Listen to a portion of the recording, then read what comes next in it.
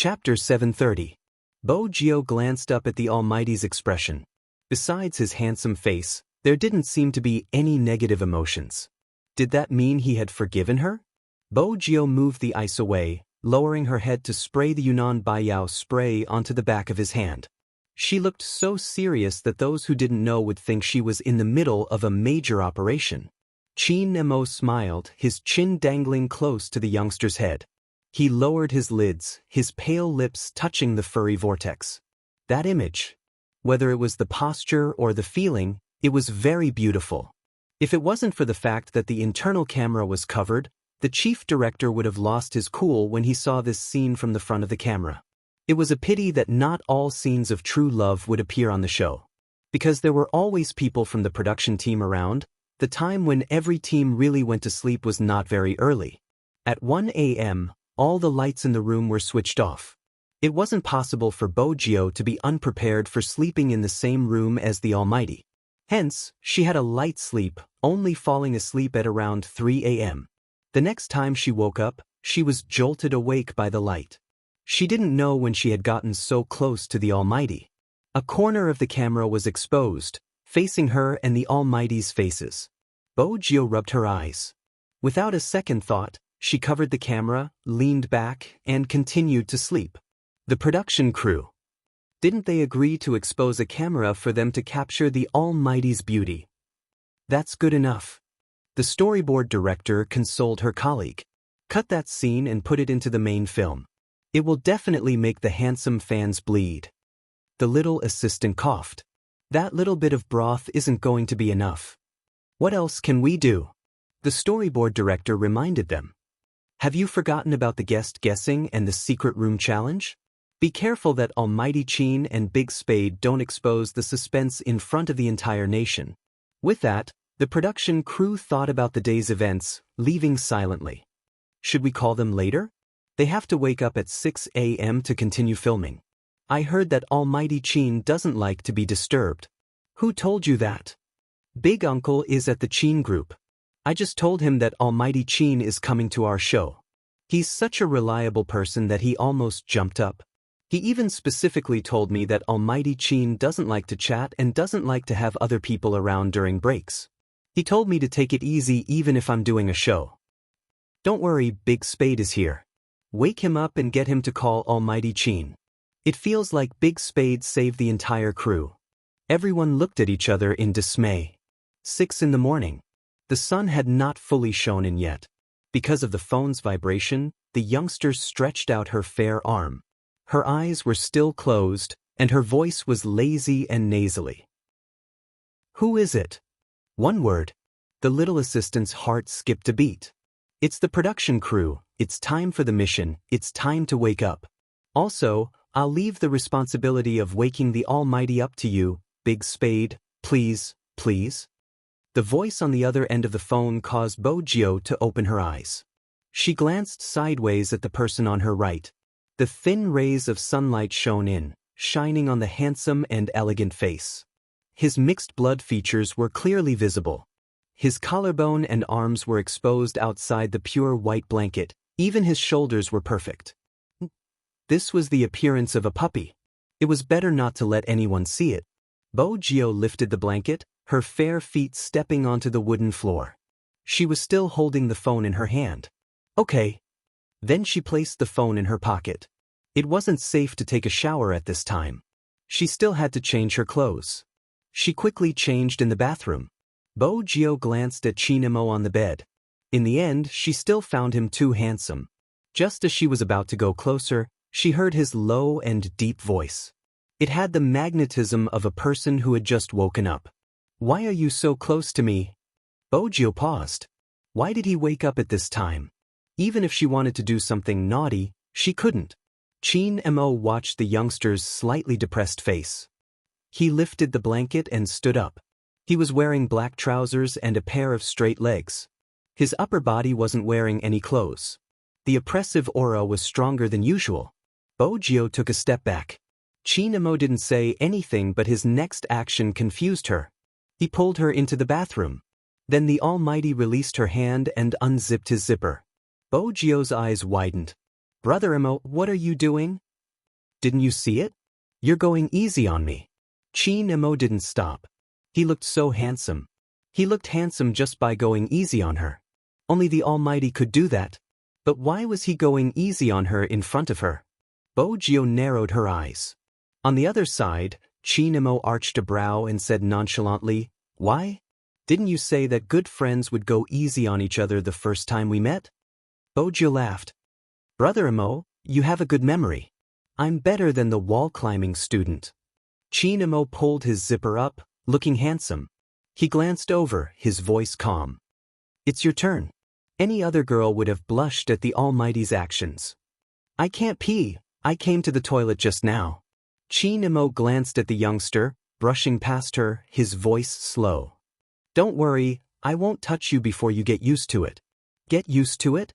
Bojio wondered how she could get used to it. Chi Nemo seemed to have read her mind. "I'll bring you along when I pee so you can watch a few more times. That way, your hands won't tremble the next time." Bojio, when it came to such matters, Bojio wouldn't be able to take advantage of him. Besides, the Almighty had always been a man of his word. Perhaps he would bring her along every time he went to the toilet. Once again, Bojio felt that the variety show was a huge trap Feng Yi had dug for her. Compared to the other two teams, Bojio and Chi Nemo were much more efficient. In the other room, Rao Rong watched the youngster lying on the bed, hugging a pillow. He suppressed his patience, lowering his voice. "Lin Chintao, wake up." That guy acted as if he hadn't heard anything and turned over to continue sleeping. Who was the one who jumped up and down last night and said to wake him up early the next day? In the end, he had already woken up half an hour ago. He woke this guy up again. Rao Rong chuckled. The temperature was a little cold. He took a bottle of mineral water and poured it towards the man's face, unafraid of the cameras. Lin Chintao was startled by the cold and cursed out loud. When he realized who was standing in front of him, he wiped away the water on his face and smiled, revealing his white teeth. "Captain is really back. I wasn't dreaming. If I'm still here after sleeping for a day, then it must be real." After listening to that guy's unconscious words, Rao Rong's expression froze. But soon he turned his back and didn't let the camera capture his face again. Did this guy really want him to come back? Rao Rong glanced sideways, glancing at the guy who was still hugging the pillow and mumbling to himself. His gaze deepened. When the three teams gathered together, Zhao Sanpang was still swaying back and forth. The crew knew it was too early to start the mission, but they had no choice as they were worried that more fans would appear and affect the filming. Hence, the earlier they started filming, the better. Fortunately, the duration of the show was almost up and the mission was full of explosive news.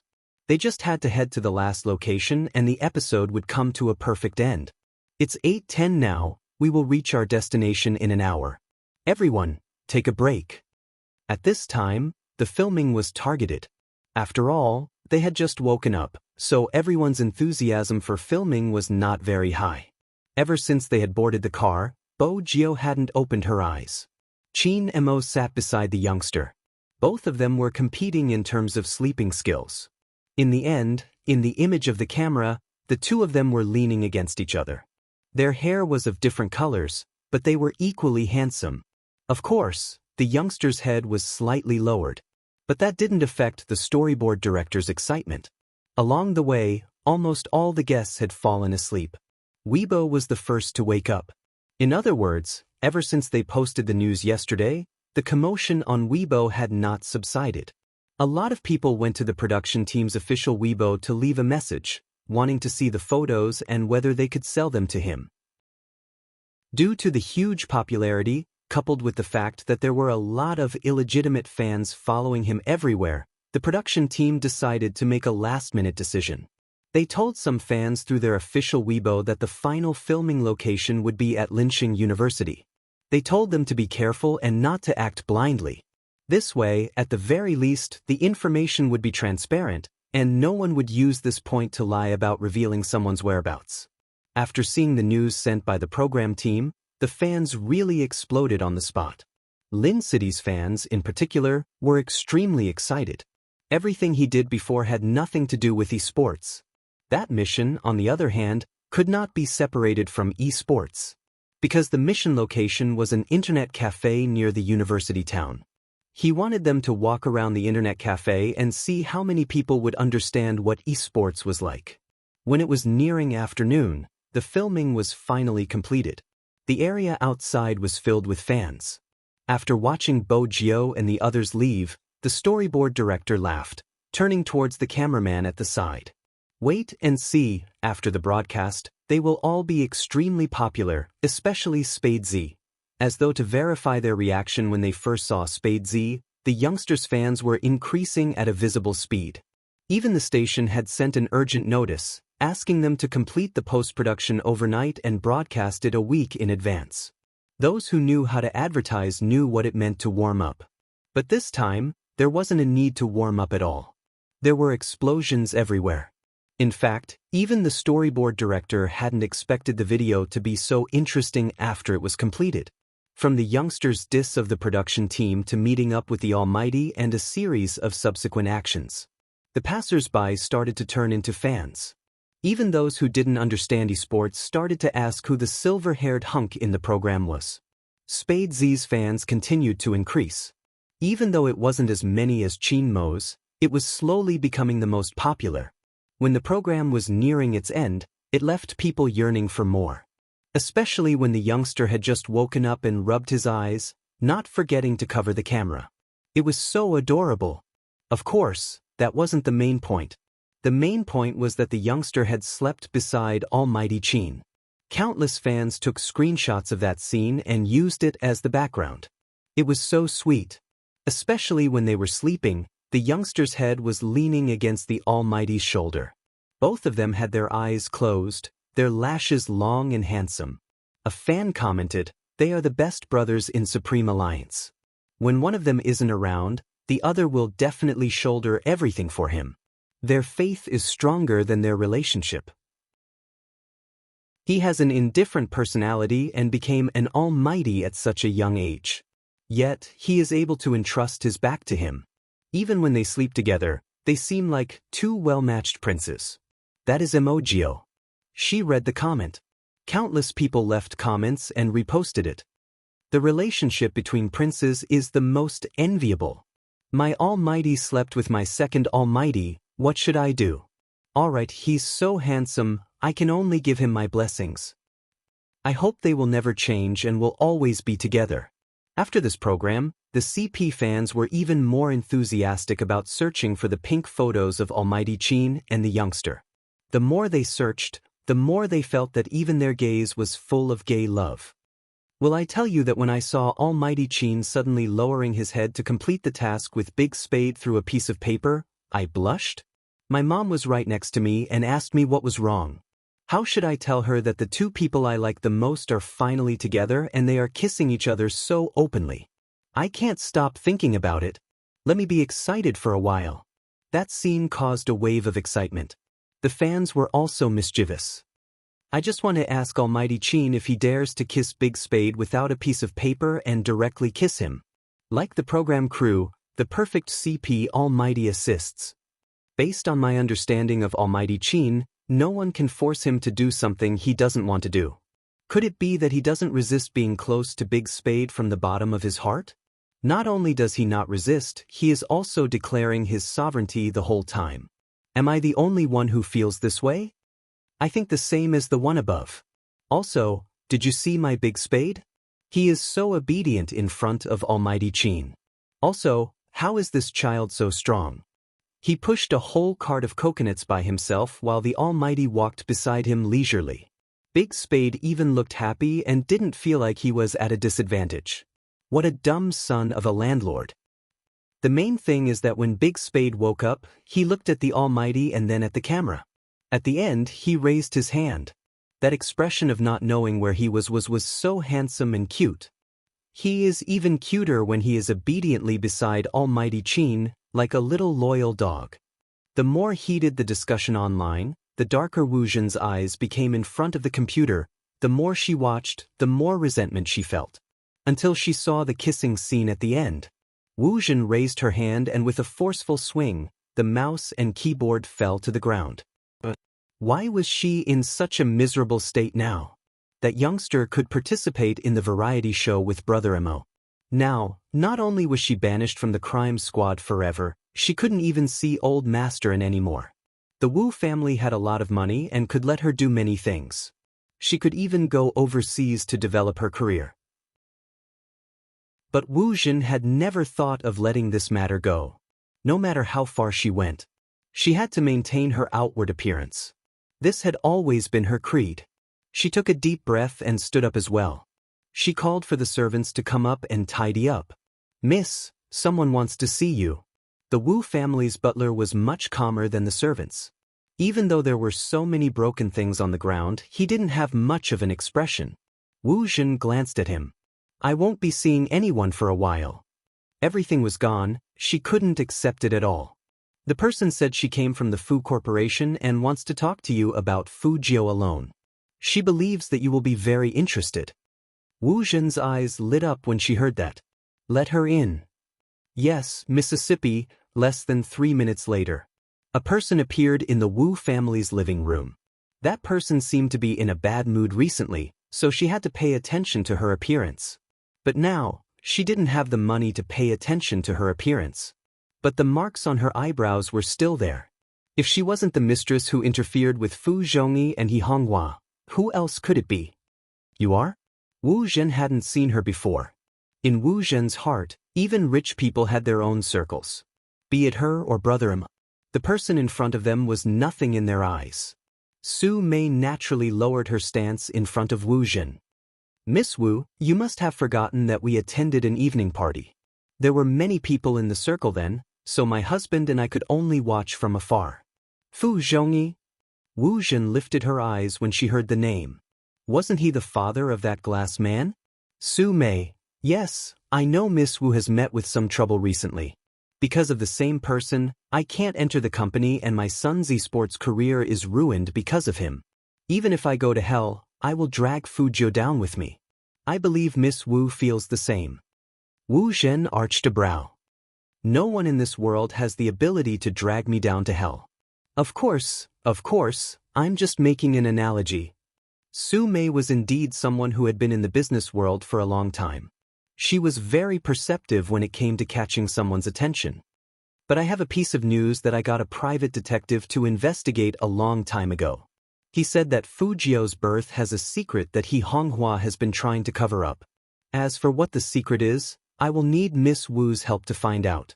That's why I'm here today, to see if Miss Wu is interested in helping me deal with that person who should have gone to hell a long time ago."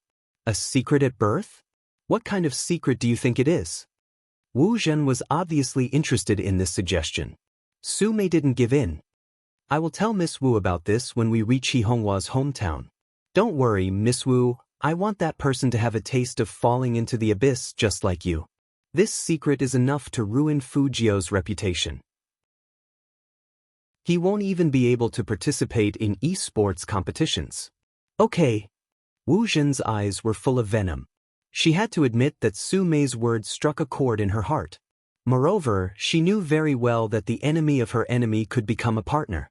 People like Su Mei were still too young to use her. Wait until she knew what the secret was. She would kick this middle-aged woman away. Did she really think that she could use the Wu family as she pleased? The sky was changing outside. The only thing that didn't change was the popularity on Weibo. There were less than 2 days left until the revival match. But the fans' minds weren't on this. It was so sweet that they didn't know what to do. That show was too popular. It was the first time that a variety show invited esports players as guests. So the audience wasn't just fans. There was also the Sakura Stream team that had settled down here and was preparing to participate in the National League. These people don't look too bad. Looks are just for show, the competition isn't about that. Is that so? But I remember that you lost to these people on the Japanese server. What? It's them? One of them was short, a baby-faced blonde. The moment he heard this, he immediately went onto the television, his face pressed against the screen. Which one? Which one beat me the last time? The one lying on the sofa was also a handsome man, but he wasn't the same as the one from China. He arched a brow and pointed casually. Niche, this one is especially talkative. And that silver-haired handsome youngster, rumor has it that he became the first clear king of a region the moment he started playing. He even beat someone in Tokyo. It wasn't an injustice for you to lose to him. The baby-faced man glanced towards the screen, his finger pointing at Bo Jio's figure. Aha! The baby-faced man pouted. Just because he's older than me. That was true. The baby-faced man was the youngest member of Sakura Stream Team. He hadn't even graduated from junior high school and had become an official member. His ability wasn't just for show. His weakness was underestimating his opponent. Vice Captain, what do you think of this Spade Z? Mei Nan, who was lying on the sofa, turned around and asked the man who looked like he would never wake up. He was yawning, holding a comic book in his hand as he sat on the wooden floor. His eyes were clear. What?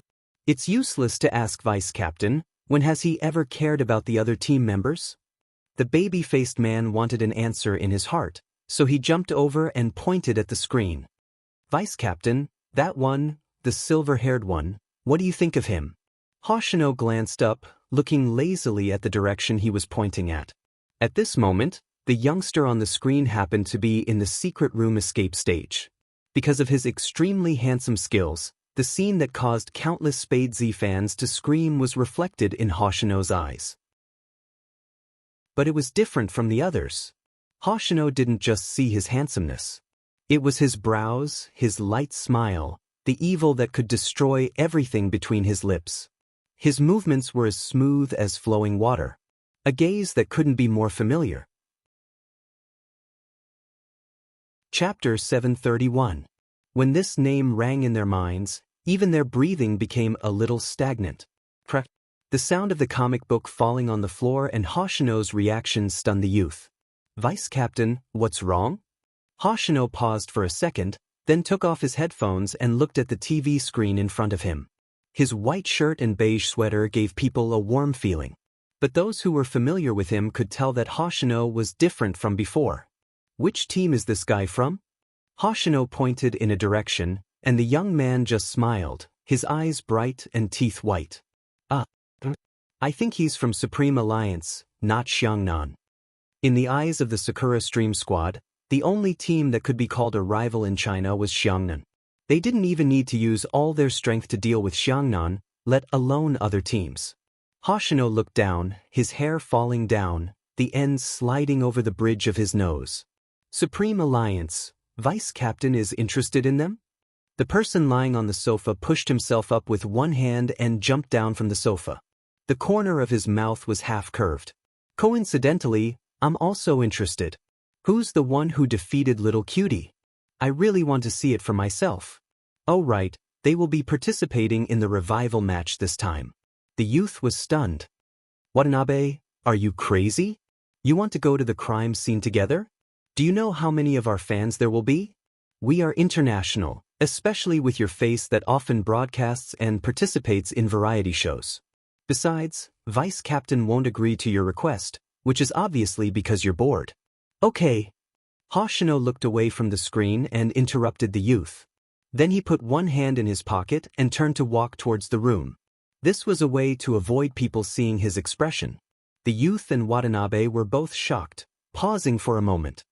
Vice Captain, he agreed? The youth couldn't believe it. Watanabe was very happy. I can finally go out and play. I heard that the food in China is very delicious. I'm so bored in the apartment that I'm about to grow hair. Quick, go and see if we have any disguise clothes, especially masks, or we will be recognized. The baby-faced youth didn't understand. For some large activities, the vice captain would use the excuse of sleeping to refuse. Why did he agree to watch a small revival match today? Watanabe was smart, flicking his head. Didn't you see, Vice Captain, that Spade Z's? What? You seem to care a lot? Hoshino was indeed very concerned. That facial features and feeling were obviously Z. But the boy in the video was younger than Z. Or rather, Z when he was young. His hair color was also wrong. Z's hair was darker than everyone else's. Their clothes were also different. The Z he knew. She was used to wearing a hooded black trench coat, so no one could see her face. The youngster on the screen was obviously different. However, there was no mistaking the feeling of him looking at her with his brows raised.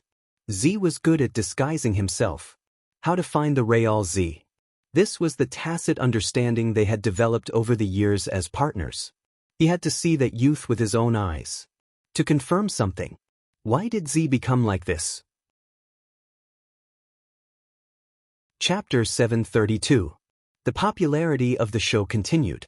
There was a place where the television couldn't be seen. Han Susu was the trigger for the incident with the Han family. But the person who went in was her father. In this circle, this was normal.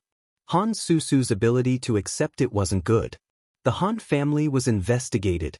All their assets were confiscated. How could Han Susu get used to such a life? But some people's brain circuits were different. Since she had no money, she became a waitress. Wasn't it written in novels that a poor girl would always meet her Prince Charming like this? Although some people didn't dare to have anything to do with the Han family, they didn't reject Han Susu out of respect for old madam. But Han Susu really thought that life was like a novel. A waitress didn't know how to respect customers at all. She behaved like the young mistress of the Han family, arrogantly looking at everyone. Of course, she didn't think she was wrong. She felt that this was her pride. When she was in a bad mood, she would tell everyone she met how heartless her grandmother was. She didn't know that the reason she could stand here now was because of old madam. The manager was really helpless against her. It wasn't easy to control her, giving him a huge headache. After all, Han Susu used to be famous. She came here to work so that she could meet those people again and get them to take her away. After all, with her beauty, she rushed upstairs with all her might. The manager stopped her. She felt that she was being reasonable. If you continue like this, leave. This was what the lobby manager could no longer hold back and blurted out. Han Susu's face turned pale.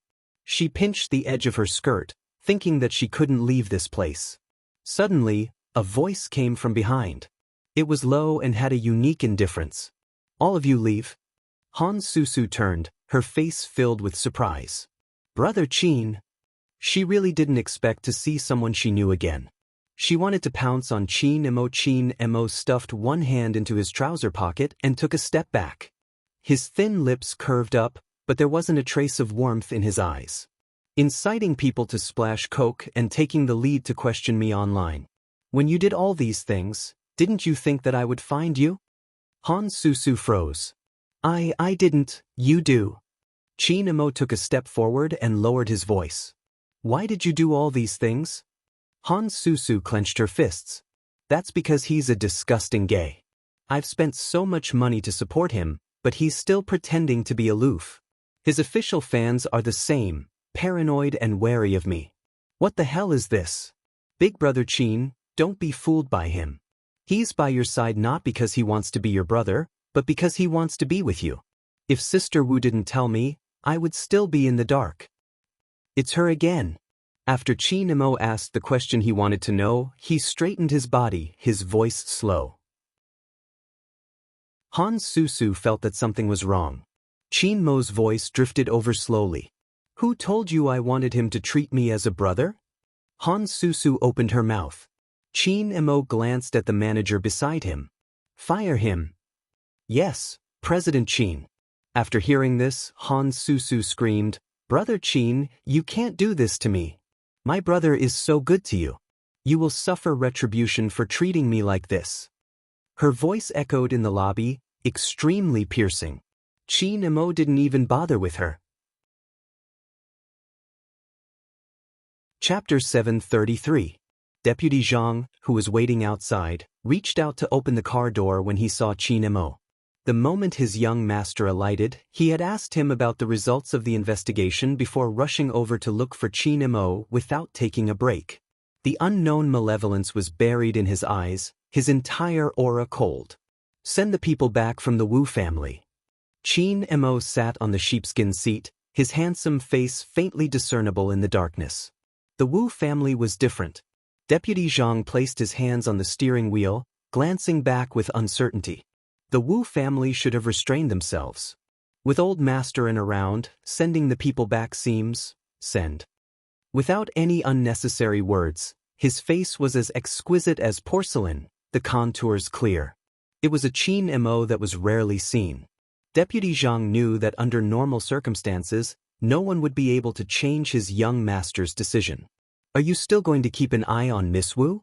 Are you going to tell young master who she interacted with and what she did? Qin Mo shut his eyes, crossing his legs. Yes. Deputy Zhang understood that Miss Wu's actions had probably crossed his young master's bottom line. Otherwise, he wouldn't have treated an old friend in such a manner. Just as he was deep in thought, a voice came from the back of the car. Head to the Han family after you're done, give old Madame Han what she needs. Yes, young master. Dealing with Han Susu but not implicating old Madame Han was his young master's principle. Old Madame Han was a person worthy of respect. Those who came from the military knew that. At the same time, Deputy Zhang knew that old Madame Han's greatest need was money. The Han family had failed and their accounts were in a mess. Old Madame Han was such a righteous person, but if her descendants didn't live up to her expectations, she wouldn't be able to enjoy her old age. Deputy Zhang knew that it wasn't a good time to transfer the money. The money that young master withdrew was enough for old Madame Han's living expenses. Hence, he stopped the car and sent them to the residence. The moment they entered, the sound of a teacup shattering could be heard. Han Susu shouted, "In the past, your words carried weight because you wanted us to rely on your connections. Now that the Han family has fallen, don't even think about controlling me. You old hag, you have a dark heart. I'm your biological granddaughter, how could you harm me like this? I don't even have a job now. What's wrong with you going to the Qin family to say a word?" Old Madame Han supported herself with a walking stick, but her old eyes weren't muddled. It was this gaze that made Han Susu feel disgusted. She looked like she was about to hit the old man. Adjutant Zhang twisted her wrist and pushed her away, looking at old Madame Han. Old Madame Han shook her head. "I've let you see a joke. Please don't say that." Adjutant Zhang respected old Madame Han very much, so he behaved like a soldier and was very polite. Old Mrs. Han shook her head again. Han Susu was afraid that the person beside Qin Mo would do the same thing to her, so she hurriedly hid to the side. Adjutant Zhang didn't care about her at all, taking out a thick envelope. "Young master instructed me to pass this to you. Young master said that when you were young, you would always cook for them. In the future, when old Madame Han is in a difficult situation, she can go to the North Courtyard. There are all old people like you there, it would be great to live together." It was a straightforward retirement arrangement. Chapter 734. Please keep it. Deputy Zhang raised his hand and saluted. When he walked past Han Susu, his gaze was cold. Han Susu was smart. She knew what the envelope was. It had been a while since she had seen such a thick stack of cash. She reached out to snatch it. Old Madame Han looked at her and slammed the wooden stick. "Beast." Han Susu didn't think she was wrong. She snatched the money and sneered. "Old woman, that's all you can do. You didn't save me previously. Take this money as atonement." Han Susu scolded the old woman. With this money, she could continue to squander. She wouldn't have to return to this empty shell again. The old woman wanted to use money to get her brother out, so she could do it herself. This person wouldn't be able to harm her anymore. She was going to have a feast today. Alright, she had to buy a dress. It had been a long time since she attended a gathering in the circle. This time, she had to be beautiful. At this moment, Deputy Zhang was sitting in the car. He watched as the figure ran further and further away. He turned and asked Qin Mo, "Young master, do we need to?" "No need." Qin Mo held a pen and wrote a check. His voice was calm. "This is for the old woman. Let her spend it. Once she gets used to it and can't quit, someone will punish her." Deputy Zhang looked at the check. He instantly understood why young master had asked him to write an envelope. In this world, there was a cause and effect for everything. For Han Susu, if she knew her place, she might be able to survive. But if she didn't, she would be a joke in this circle that valued status and background. That person had snatched her only relative's money to do the most vain thing. The price she had to pay was not even her bones. Deputy Zhang felt a chill run down his spine when he thought of this. He asked tentatively, "Did young master predict this from the beginning?" Dealing with people like this was really killing without spilling blood. Qin Emo glanced up at him.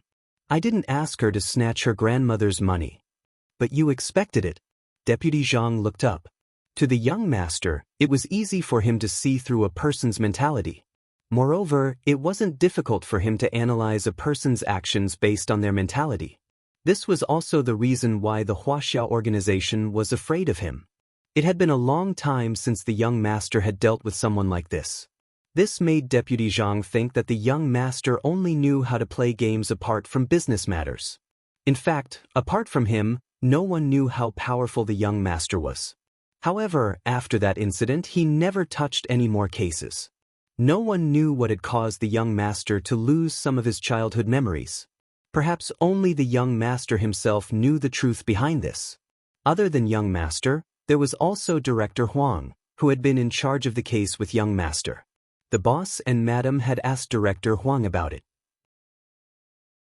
Director Huang only told him to give his young master some time to get over the knot in his heart, because he didn't know much. Deputy Zhang could still remember the look of the young master at that time. He seemed to be in a state of confusion and didn't seem to have any emotions. It was only after meeting the young master of the Fu family that it regained some of its liveliness. Just as Deputy Zhang was thinking about it, Qin Mo unlocked his phone. The youngster's unique voice entered her ears through WeChat. "Brother Mo, I'm at your house now." After sending the message, Bo Jiao glanced up, smiling at Madame Zhang, who had brought the tea over. "Thank you, Madame Zhang." Madame Zhang found the girl in front of her rather familiar, but she couldn't recall where she had seen her. Chapter 735. Madame Zhang didn't dare to keep looking at her since there weren't many people who knew where the Qin family's main house was and could enter. Besides, she was here to look for young master.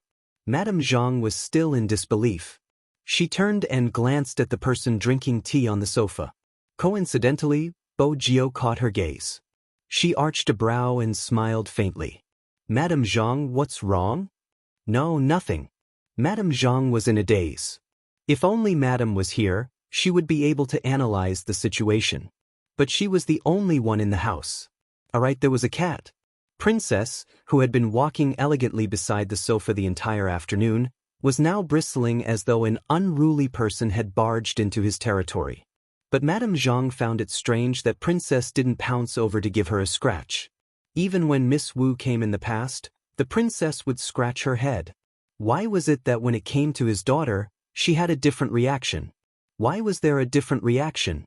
But Princess knew. This vixen's aura was clearly that of someone who threatened to cut his tail. Meow. This was a disguise to rebel meow. Princess meowed happily. Bo Jiao rested her chin on her hand and looked at him lazily. She was holding a cat toy in her hand. At this moment, Princess hated his instincts.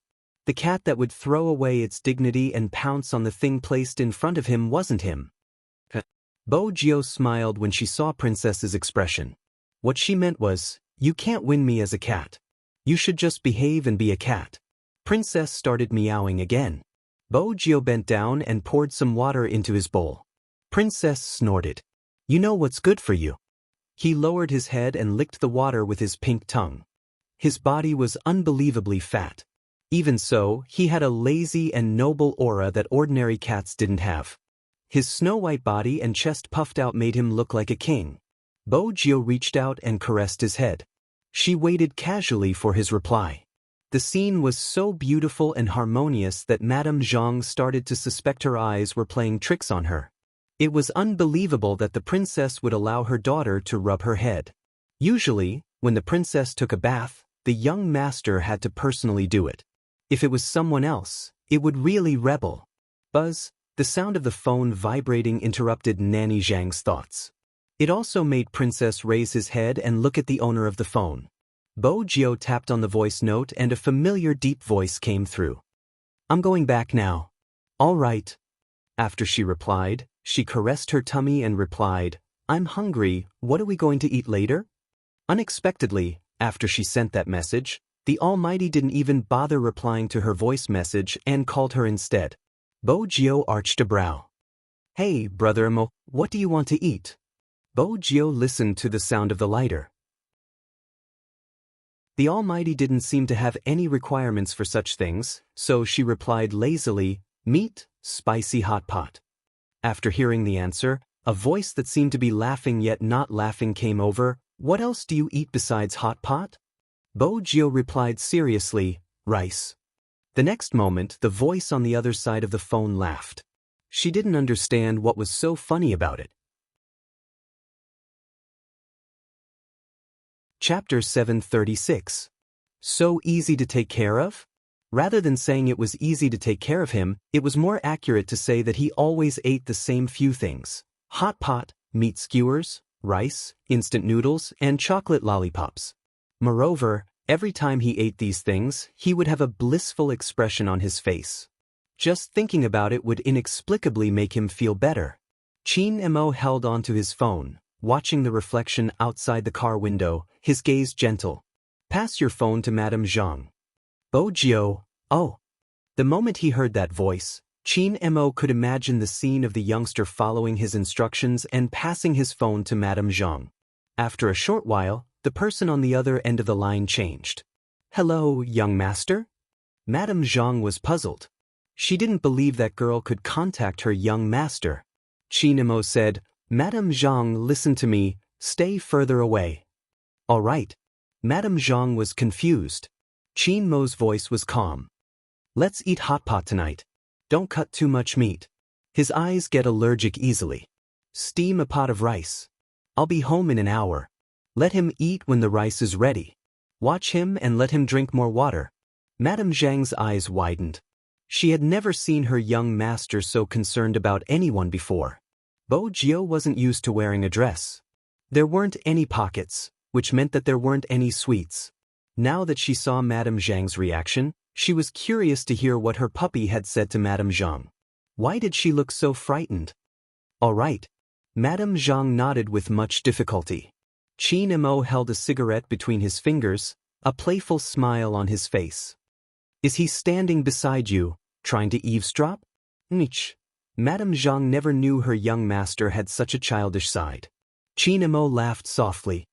There's a bag of sweets in the drawer in my room, chocolate-flavored. Pass it to him before you cook? Yes. After making the call, Nanny Zhang hung up the phone. She looked at her daughter in front of her with an even more unfathomable gaze. The main thing was that young master actually knew how to give a girl candy, and it was specially prepared. This was really strange. Bo Gio blinked when she saw that gaze. Madame Zhang seemed to be treating her as an unknown. But very quickly she tossed this matter aside. After Madame Zhang went upstairs and came down, she passed her a bag of lollipops. As long as there was food, it was the most perfect thing in life. Bo Gio bit the lollipop and opened the magazine in her hands. She was still thinking about using this posture to see if she could straighten him when she met the Almighty. If it really didn't work out, then we'll talk about it again. At this moment, Chin Mo didn't expect the youngster to have such thoughts. Even more so, he did not expect the other party to wear female clothes. Hence, when Chin Mo walked into the Chin family's house and saw the slender figure sitting beside the steaming hot pot, he suddenly stopped in his tracks. Madame Zhang was the first to see Chin Mo. She greeted, young master. Bo Gio tilted her body and glanced over, her lips still carrying her unique smile. The corners of her eyes were raised, but the color of her hair had changed. Her long hair was growing without restraint. Her face was still the same, but under the contrast of the black chiffon dress, there was a hint of exquisiteness. Under the light, the tear mole under her brows was alluring, like the illusion of a water demon. Their eyes met. Chapter 737. In the next second, before Madame Zhang could react, her young master had already grabbed her daughter's wrist, heading towards the second floor. Madame Zhang covered her mouth, her expression changing. Bo Gio arched a brow, but before she could speak, she was pressed against the door. Chin Mo lowered his lids, his gaze inching closer, his breath carrying the slight coldness from outside. He hadn't forgotten. For some reason he was certain he was gay. His dreams after nightfall were all about the person in front of him. So many times he had dreamed of tearing her clothes apart, bullying her harshly. Now, this guy doesn't want to live anymore. After his confession, she still had the guts to cross-dress in front of him. Chin Mo tightened his grip. Bo Jio didn't try to break free. Instead, she stared into Chin Mo's eyes, her lips lifting. Brother Mo, looking at me now, don't you think a girl is better? His boiling blood was instantly extinguished after hearing this sentence. Chin Mo watched the person in front of him, his voice cold. Is this the reason for cross-dressing? You want to tell me a girl is better? Bo Jio was good at reading people's expressions. She knew the Almighty was angry and was thinking about how to express her desire to straighten him out. Chin Mo's gaze turned colder and colder, like the deep sea, without any warmth. Even his nobility couldn't suppress that unique indifference. I like men and I will only like men forever. Does my liking make you feel so uneasy? So uneasy that you are using cross-dressing to change my mind? It seems like you really can't accept me, but I won't give up on my feelings for you. Keep your thoughts to yourself, don't make me angry. Bo Jio opened her mouth. Before she could say anything, a familiar coldness came from the side of her lips. It was a cold kiss. It was cold from head to toe. Just like Chin Mo's heart. Bo Jio had always wanted to straighten him out, but she had forgotten that a person's sexual orientation couldn't be changed. Even if she didn't want the Almighty to be gay. But she understood now. She didn't want to, but the truth was the truth. In a trance, those thin lips moved to her ears and threatened, Jio, you don't seem to understand your brother too well. Once I set my eyes on something, I will never let it go. With that, Chin Mo retracted his hand and stood there with his back straight. For some reason, his voice was deep and cold. Change into your clothes before coming down. Bo Jio stood in the same spot, watching as the figure disappeared by the door. She wondered if she should keep her distance. The Almighty's attitude explained everything. He didn't like her as a girl. Unfortunately, she was a woman herself. That was good too. Bo Jio glanced up at the night sky. She and the Almighty didn't belong to the same world. Her identity as the young master of the Fu family would last for another month. Before she leaves, she will confess everything. Similarly, he had to forget about his life here. Bo Jio reached out and wore the black t-shirt.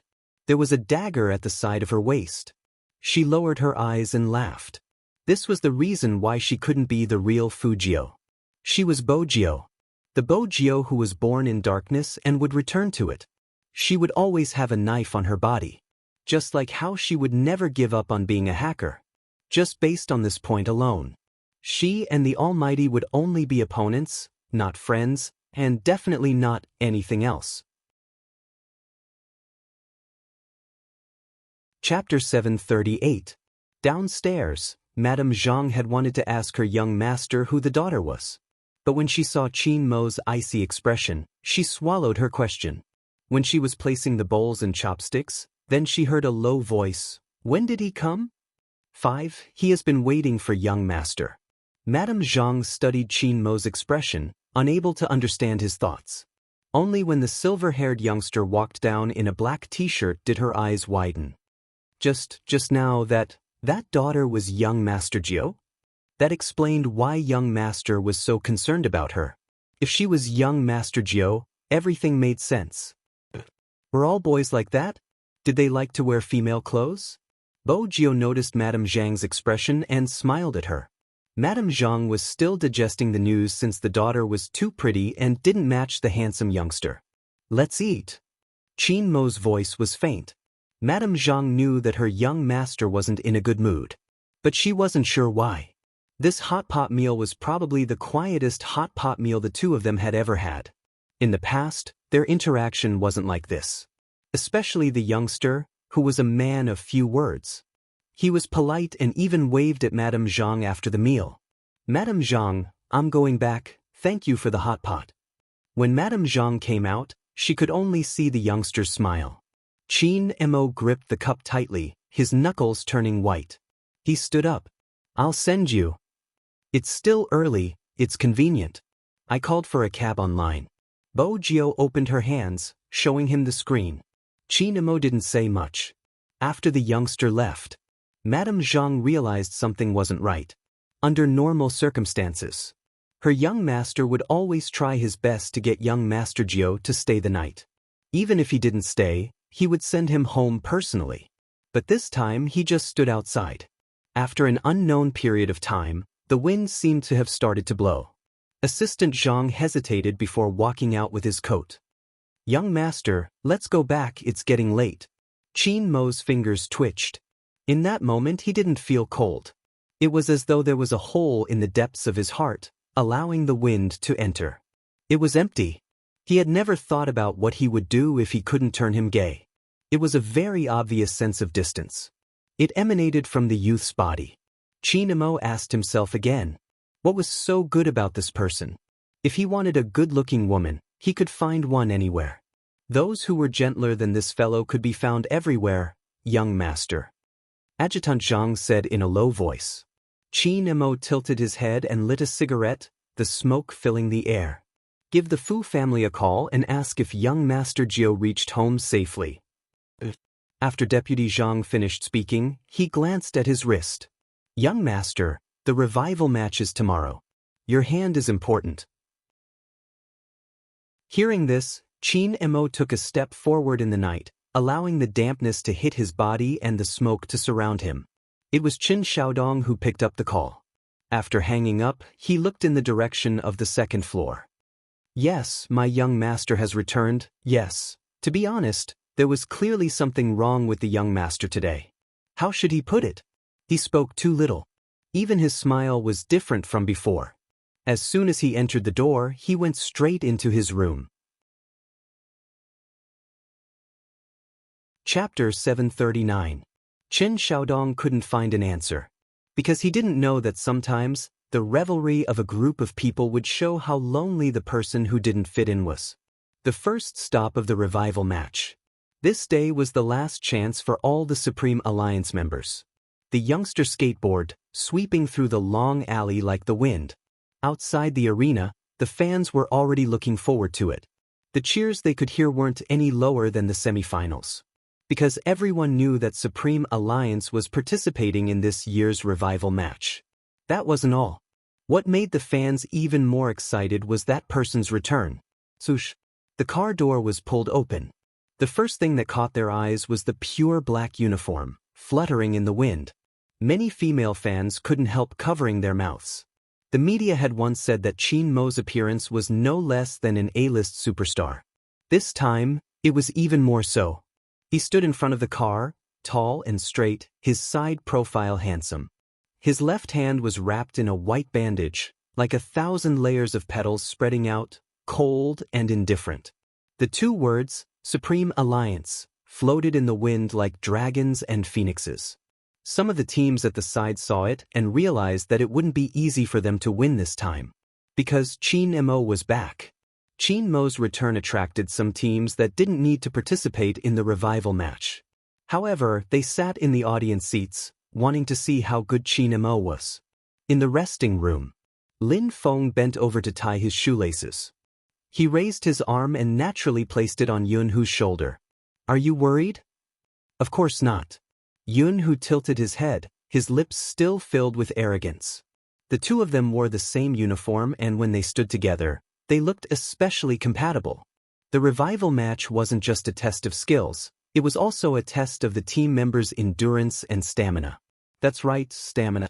A high-intensity consecutive match. 5 matches in a day. Each match would take at least 2 hours. Such intensity was a form of training for the contestants' eyes. Moreover, they had to consider tactics and how to recover their hand speed. Every team had to measure their members' fitness and endurance before arranging the order of appearance. It was different from the other teams that talked about strategy. Qin Mo held a cigarette between his long fingers, looking as handsome as a celebrity. Finish it quickly, don't waste time. Not too much, not too much. Lin Feng arched a brow, turning towards Bo Jio who was putting on her uniform. Little spade, captain's words mean don't nag, just do it. I also think it's better to win as soon as possible. The young man looked up, his porcelain white canine teeth biting on the zipper. With a tearing sound, he finished putting on the battle uniform, but the smile at the corner of his mouth was still evil. Otherwise, how can we show our standards? Lin Feng snorted. These two people were really of the same path. They were really shameless. He also had to consider the feelings of the other teams. Everyone was still discussing strategies, but these two were actually thinking about how to save time. Take it easy. You might be able to kill quickly, but Sister Yao and Baby Monk won't be able to keep up. Lin Feng opened a bottle of water and shot her a look. Bo Jiao glanced back and smiled. She didn't say much, rolling up the sleeves of her uniform. She bit on her lollipop and stretched her legs casually. Her legs were loose, looking devilish. Chapter 740. Qin Mo's gaze was calm, the voice that came out of his thin lips was graceful but deafening. Let's go. With that, everyone stood up. Everyone stood up. Their postures and appearances were all different, but because they were all wearing the same uniform, they gave off a fiery aura. The lights shone down. The cameras were aimed at one spot. When they walked out, he felt as if something had collapsed at this moment. Even from the camera, it could be seen that the audience's eyes were overflowing with light when they saw these people. Supreme Alliance will definitely win. It was a cry of support that came from the bottom of their hearts. They didn't want them to stop here. They wanted to keep winning. I didn't expect this team to be so famous. In the corner of the audience, there was someone with a half smile. Just a look at his figure was enough to tell that he wasn't bad-looking. But he was dressed up tightly. When he spoke, he pressed down on the brim of his cap to avoid the passing fans. On his left was a slender figure. His eyes were like ink as he stared at the silver-haired youngster. His high nose bridge was accentuated by the flashing lights. He didn't speak. However, it could be seen that among the three people who came, he was the most central one. Ayaya, there are so many people in China. There was a baby-faced youngster with black-rimmed spectacles and a school bag. He pushed his spectacles up and sized them up. We only see such a huge crowd during the National League. There aren't usually so many revival matches. The number of people in different countries is different. Why are you carrying a teddy bear bag? Aren't you childish? Watanabe, who was wearing a cap, reached out and flicked the youngster's back. The baby-faced youngster widened his eyes. What do you know, this is called disguise. The two of them were about to quarrel again. Let's find a place to sit first, the man standing in the middle said calmly with a magnetic voice. I know. The baby-faced youngster stretched out his hand. Vice Captain, you want to sleep, right? I bought 3 tickets for the quietest seats. It's perfect for watching the competition. If you're bored, you can rest here. What's there to rest for? Look at the beauties around us. Watanabe had always been a playboy. Someone once said that he was only in love with esports. Other than esports, there was nothing else that could keep him going.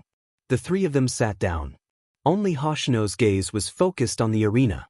As for the other two, one was playing with his phone out of boredom, and the other was lowering his hat. In short, no one really cared about this revival match. After all, an international esports team like theirs did indeed have the right to do so. It wasn't arrogance, but it was the most normal behavior. The revival match had officially begun. There was a line of words clearly written on the screen above. 1v1. The members of Supreme Alliance, Qin Mo. Just the appearance of that name. The neon lights converged into one beam. Whispers could be heard from all directions. They were talking about the man who was already sitting in front of the computer. Elegant, abstinent, handsome. However, he was such a person. But it only made his opponent feel a little. An indescribable chill ran down his spine. Was Supreme Alliance here to revive? He was clearly here to get back at them.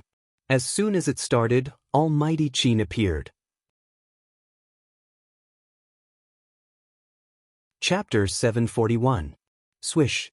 The sound of the game's sound effect sounded. Before the crowd could react, Lin Fan had already left.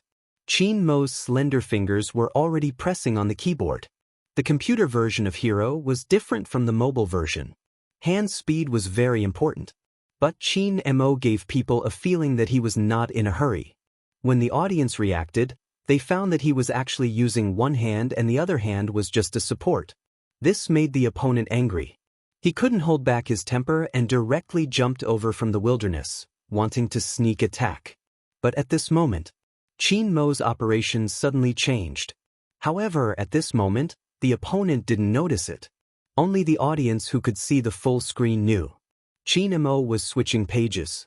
He was so fast that before the audience could remember this image, he had already switched to the next one.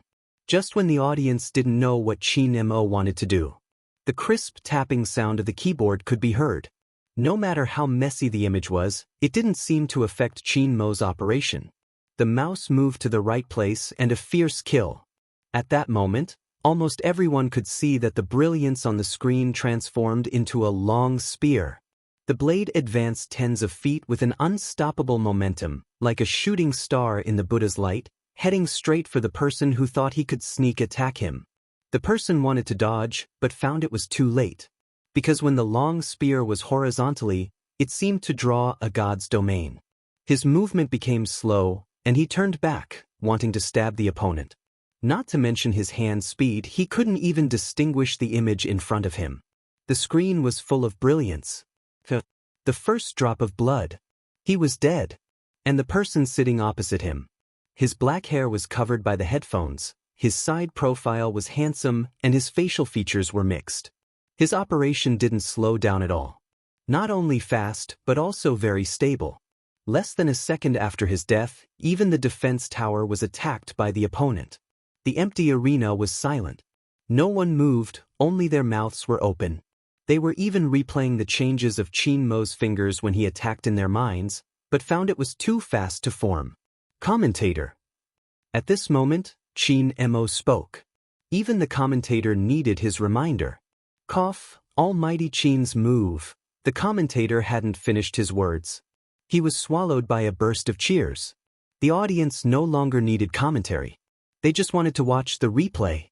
How could almighty Chin feel so good when he kills? He even pushed down a tower. He killed his way through. In just a few minutes, the competition would be over. In fact, it didn't take much. Bo Jio supported her chin lazily. Her long and narrow eyes lifted when she saw Chin Mo's operation. Her smile was captured by the cameras and the crowd screamed again. The Chinese fans are so passionate. I'm so envious. The baby-faced man looked at this scene and his tone was filled with yearning. Hoshino's eyes were fixed on the screen in the middle of the screen. The youth's face flashed by, and that expression that he was most familiar with. Other than Z, he couldn't find another person like him. However, what kind of disguise could make someone look several years younger? Supreme Alliance's captain is not bad. Watanabe's attitude was a little sloppy before, but now that he looked at the slow-motion screen, his eyes narrowed. Not bad. Chapter 742. Watanabe remained silent. It was rare for the youth to be so serious. What's wrong? Nothing. Watanabe was probably analyzing how he would deal with that move. After his analysis, he laughed. It isn't bad, but it isn't impossible. The maneuver wasn't flawless, but once he thought it through, it wasn't that bad. The youth couldn't understand why he was concerned about the captain of the revival match. The only thing he wanted to see was the skills of the person who had beaten him on the Japanese server. Of course, he didn't think he was that good. After all, his teammates weren't his true comrades, they were the preparatory team. But he couldn't deny that the maneuver in his memory was indeed cool. As the youth thought this, he tilted his head and his back couldn't help but tremble. The vice-captain wasn't sleeping, he was watching the match. This was too strange. One had to know that when attending such events, the vice-captain would usually sleep. Supreme Alliance won this match. This time, Watanabe's interest was piqued. He placed his arm on the railing, his fingers sliding across his lips as he watched Chin Mo move the mouse. Such a person, even I feel like going down to fight him. Hoshino lowered his lids, following his gaze. The youth spoke softly, Watanabe, hurry and shrink back, someone is looking at you. How troublesome, I should have worn a mask. Watanabe was helpless, pressing down on his cap and shrinking back. At this moment, he wasn't afraid of female fans. He was most afraid of male fans. After all, there were more guys who gamed.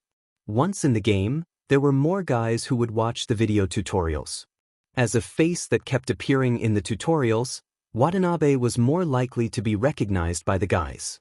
The chances of Watanabe being recognized by the guys was much higher than the girls. Otherwise, the few otakus sitting over there wouldn't have turned around to look at them frequently. The youth was slightly worried. Shall we leave? We just started and you're asking me to leave? It wasn't easy for him to come out for a break. Besides, Watanabe found the captain's playstyle interesting. The youth was depressed. We came out behind the club's back. If we were to be discovered, they'll blame me. Hoshino's voice carried a hint of a smile. The youth was shocked again. The vice-captain had never been like this before. The vice-captain he saw today must be a fake. It's over. Watanabe's eyes flickered with the light of a hunter. How long did it take for him to win? The youth wasn't interested. What about it? The opponent is too weak. If you go up and fight a little more seriously, you'll be able to win in such a short time. When he said this, the youth completely forgot that when the person played the game, one hand was obviously assisting.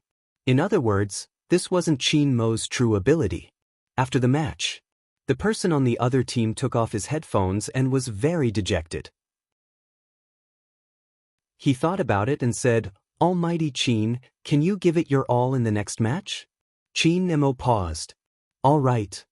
Just one word. He had to admit that he hadn't used his full strength just now. Actually, Almighty Chin, at this time, you can be a little more sophisticated, like praising me. He admitted it so straightforwardly, but his fans are watching from the side. Chin Mo glanced at him. You are good at sneak attacks, just be careful not to get killed. That person. Chapter 743. The screen was still replaying the match. The 2v2 team had already stepped forward. Yun Hu and Lin Feng. The Yun and Feng couple, the most compatible duo. The opposing team saw the name list. They stood up immediately. Don't bully them just because they are nerds. How dare they say they aren't here for revenge? From the 1v1 to the 2v2, they were using their strongest lineup. What exactly were they trying to do? Actually, Supreme Alliance wasn't planning on doing anything. They were just considering the competition rules. The revival match was different from the National League because it was a round robin. Hence, if they won the 1v1 and 2v2, they wouldn't have to fight the 5v5. This would reduce the pressure on the team members and save time. In the end, there was only one sentence. Don't talk, just do it. The opposing team hated their bad luck for being matched against Supreme Alliance at the start of the revival match. Their captain was an old member of the circle. Before the competition started, he sent a message to the Alliance's group chat. Zi Zhaopao, Supreme Alliance, don't you dare to go easy on us. That was what Zi Zhaopao meant. Even if they couldn't beat Supreme Alliance in the competition, they had to win in a verbal battle. Zhao Sanpang liked to join in the fun. The battle is starting. Old Z, I bet no one from Supreme Alliance will reply to your message. Lin Chintao replied directly, 200. 300, the lazy voice of a goddess replied. Bo Jio lifted her lips. She sent a video over and typed a few words. God Z, you're being too polite. We've always been giving in, there's no need to talk about whether we dare or not. Zi Zhaopao, Zhao Sanpang, F*C little spade, how can you be so heartless? 100, almighty fatty, I'm fine with either a red packet or a bank transfer. This time, it was a voice message. Zhao Sanpang was defeated and could only give away his money. This had always been a joy in the Alliance's group chat. Zi Zhaopao, honestly, how strong is Chin Mo? He didn't even use his full strength today. That will have to wait until he meets me. Zhao Sanpang let out a long sigh. I understand. He's always looking forward to having an opponent like me. After all, we're mortal enemies. He can't beat me in terms of looks alone. Zi Zhanpao grabbed his hair. He must be crazy to come to the alliance chat. But to be able to fight against such a strong supreme alliance. In fact, he was very happy. It was also a good opportunity to let those people under him know that there was always someone better than you out there. Unsurprisingly, they lost the 2v2. Everyone in the team was a little crestfallen.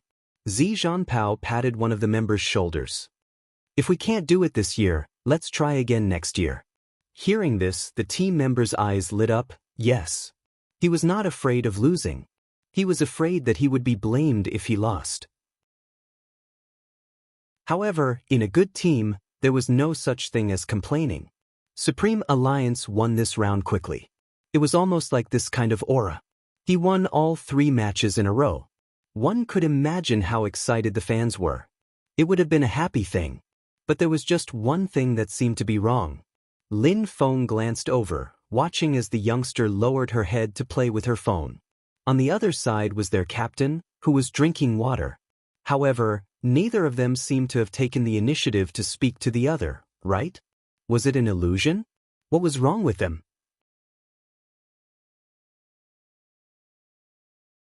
Chapter 744. Before Lin Feng could ask, Bo Jio stood up. Bo Jio had already stood up, her left hand pressing down on her slender neck, twisting it to the right. It's finally my turn. This person's personality was very compatible with her appearance in the battle uniform. The zipper was never willing to be zipped up properly. It was half opened, revealing the white t-shirt inside. Her entire body followed the youngster's movement, tall and slender. The key was that this wasn't a big deal. In an instant, it caused a commotion in the stadium. It wasn't because of anything else. It was because there was a line of small words written on the t-shirt. Supreme Alliance. Atao. The back was written in pinyin. The font was beautiful black regular script. At the back of the black regular script, there was a green ribbon emblem. Everyone knew what the green ribbon emblem represented. This was a concept that the Spade fans had decided on when they first established the fan club. Fan club wasn't just for show. They tried their best to do positive things. But why did this t-shirt? The girls in the official fan club stood up. Before they screamed, they covered their mouths. That's our fan club's? Yes, that was the one-time fan club t-shirt that every Spade fan would wear. No one expected the youngster to wear it herself. If they weren't fans, they wouldn't understand how it felt. Besides, the youngster turned her face and smiled in their direction. Her eyes were bright, her teeth were white, and her eyes were deep. Because she liked someone too much. Hence, it was really hard to forget how that person looked when he failed. In the same esports arena. Not long ago, the youngster stood there, covered in wounds. She was splashed with coke, disgust, and despised. No matter how strong a person was, he would never let you see his wounds. When he came back again, there was a crisp sound of the keyboard. The moment the game's special effects started, the people saw the person on the screen sweeping towards the opponent like the wind. The assassin rushed out of the light, handsome and dazzling. The youngster sitting in front of the computer had an earphone cord around her neck. Her clean and fair side profile looked extremely handsome. Her pale thin lips were curved into a smile. Her pair of eyes seemed to be staring at the screen lazily. Her expression was calm and composed under the scattered light of the screen. Her eyelashes were dyed with arcs. Those arcs were very eye-catching. Whether it was those who liked her or those who didn't. As an esports player, the hands on the keyboard were so fast that no one could see where they landed. One hand switched between the small picture and the big picture. When it was broadcasted on the big screen, it was a series of switching scenes. The shoutcaster was dumbfounded. So fast, how was he supposed to nag? Some people said that playing games depended on equipment and levels. There was no denying that it was like that sometimes. But sometimes, when you meet someone with heaven-defying hand speed, it doesn't matter how much attack power you have. Because that person ran away, you couldn't hit him at all. The cannon fire was clearly aimed at the figure flying towards him. But that person moved to the side. With a bayonet in hand, he allowed the flames to spread out behind him. He didn't even look back. Shwa. He raised his bayonet. Against the cold light. Close combat. No one could win against Spade Z's assassin. Skills were cast consecutively. Speed reduction, life steal, and then a heavy stab. Kill. Beautiful.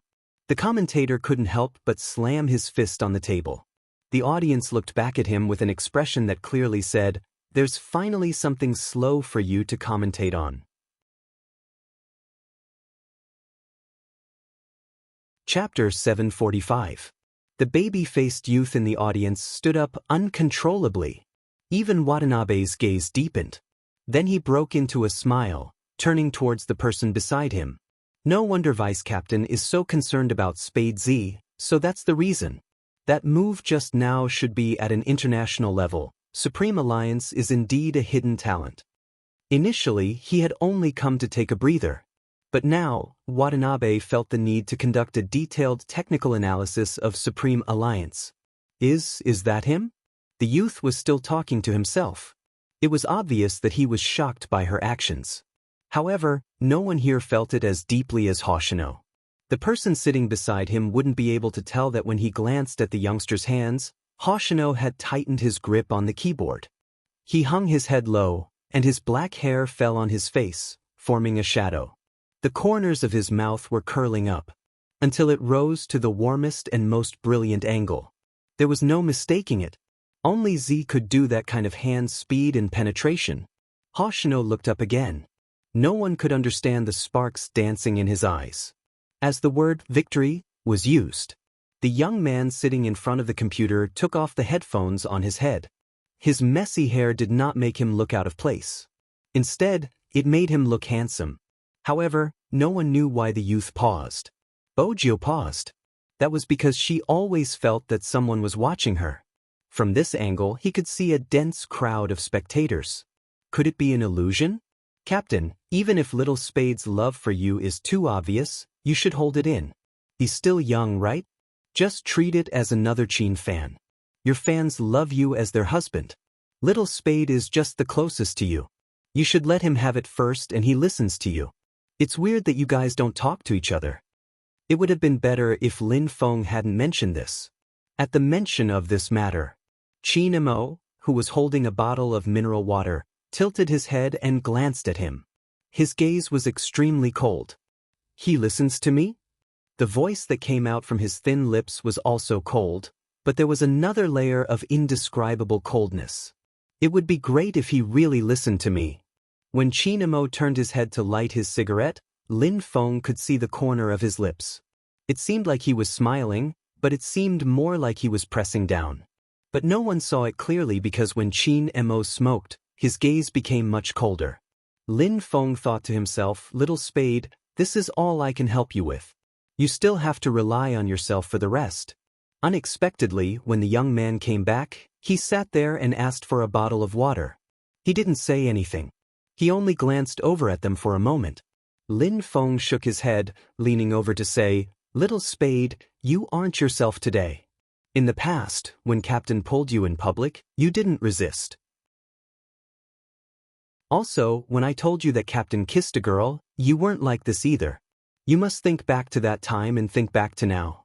Find a balance in your heart, persevere and chase after him with all your might. Sometimes, Captain isn't so hard-hearted."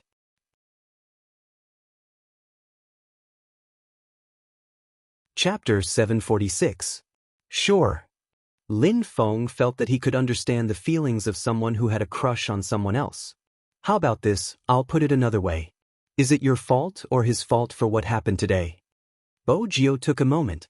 "It's mine." Wearing female clothing had the opposite effect. Lin Feng looked as though he had seen a ghost. "What did you do to Captain again? Did you try to rape Captain when you were in the same room as him during the variety show but he rejected you? Is that why you two ended up like this?" Every word from Lin Feng seemed to strike at the memories she didn't want to recall. Just like that night on the variety show. She didn't want to think about it. The moment she thought about it, her mind was filled with the Almighty's breathing. She remembered how the Almighty had held her hand and moved her lower body. That burning gaze and panting breath. It seemed to burn her ears even now. Especially when the Almighty had said, "It's hard to not be tempted when you see me like this." He had taken the initiative to pull open his black uniform. When his white shirt was half open, his abs could be faintly seen. Those unforgettable smooth lines also appeared at this moment. Her canine pet. It was mesmerizing. It was a pity she couldn't bring him home like when she was young. That was it. She couldn't go any further. It wasn't suitable for her or the Almighty to go any further. It wasn't suitable for her to have friends. She had encountered far more darkness than light in her life. There were many people with ulterior motives. In this circle, no one could comfort you when you were hurt. They all wanted you to fall. The remaining ones with a conscience won't refuse to help you, but they will also cut off contact with you at the same time. When you were famous, they would appear and call you brother. Bo Gio had seen her fair share of such people. Not to mention those beasts in human clothing that she had sent to prison. Only that person. The pet she had wanted since she was young. Even though she knew it wasn't suitable for them to be friends. She wanted to hold on to something. Bo Gio lowered her eyes. The moment she did so, a bottle of eye drops appeared in front of her. She couldn't be wrong about those familiar long fingers. Her body trembled. Other than the bitterness in her chest, there was a warmth she had never felt before. At this moment, Bo Gio was filled with regret. If only he knew that he wouldn't have the chance to do anything to the Almighty after he grew up. She should have pounced on the Almighty more often when she was younger. He took the eye drops. I don't know what to say. He still didn't break the silence. Lin Feng rejoiced at the fact that he had competed very quickly in these 5 matches. Especially when it was a 1v1, it was either the captain or Little Spade. He didn't know what was going on with the two of them, but they were killing their way through. Even the fans felt that their idol's hands were unusually good today. Lin Feng's heart was about to explode as he watched from the side. How was this a good hand feel? It was obvious that the two of them were in a bad mood because of the Cold War and decided to kill each other in the game. Therefore, on the first day of the revival match, the stamina-exhausting wheel race that everyone had imagined did not arrive. The 5 matches ended quickly and the winner was Supreme Alliance. When it was time for the shoutcaster to conclude his speech, the shoutcaster scratched his head and forced a smile. Supreme Alliance, their speed is amazing. As for the rest, please watch the replay. Yes, watch the replay. Next time, he would never come to such an occasion to commentate again.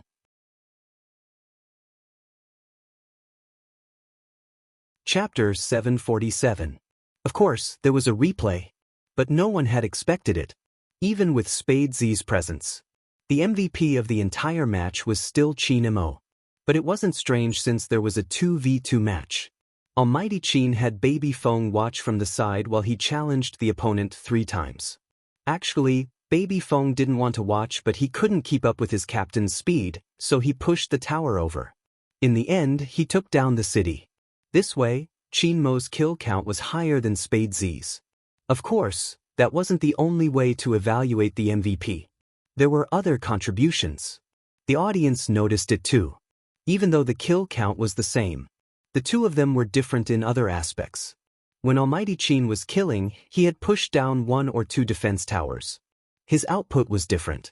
Looking at the string of numbers, even for the players of the pro teams, the only thought that flashed through their minds was admiration. But there was one person who wasn't.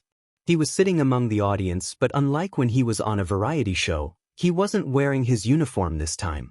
Instead, he wore a pair of gold-rimmed spectacles and a black mask. The esports industry is really different now, heh? He laughed softly. His words were overheard by the person sitting beside him. But, still nostalgic? Even though he was here to watch esports, he was holding on to a book that only a criminal psychologist would read. His long black hair brushed past his fingernails that were dyed red. The light blocked his face, making it hard to see his features. Rao Rong pushed his spectacles up, the lenses reflecting the light. How could that be? You don't know why I'm back, it's all for revenge. Of course I know, but I'm not interested in such a competition. He closed the book. Why does he like to play such a game that doesn't match his identity? He should have come out earlier to play, don't you think? Rao Rong tilted his head. According to his personality, he should have forgotten about you long ago. No, you don't understand him as well as I do, Or rather, no one understands him as well as I do. He cupped his face with both hands, his eyes smiling, but it made one feel uncomfortable. There was a sweet aura around him. Rao Rong didn't say anything else. Because there was a point. He couldn't say it out loud, but he had to admit it. When he saw Qin Mo controlling the character to lower his stance and sweep, his bloodline stirred. However, it was only for a moment before it disappeared. Esports. His blood was boiling. He was just an existence that would abandon his teammates once they were no longer useful to him. Rao Rong looked at his hands, the light blurring his expression. According to convention, one of the winning team's captain or vice-captain had to be interviewed. It was impossible for Almighty Qin to accept an interview. The media went straight for Bo Jio, the long-legged youngster. The host led Bo Jio to a quieter place. On the other side, the members of the battle team began to officially leave the stage. But at this moment, on the leftmost side of the audience, one of the male fans suddenly shouted in excitement, "Watanabe, great God?" Watanabe, who was about to leave with his hat on, cursed in his heart. Their first reaction was to look at their vice-captain.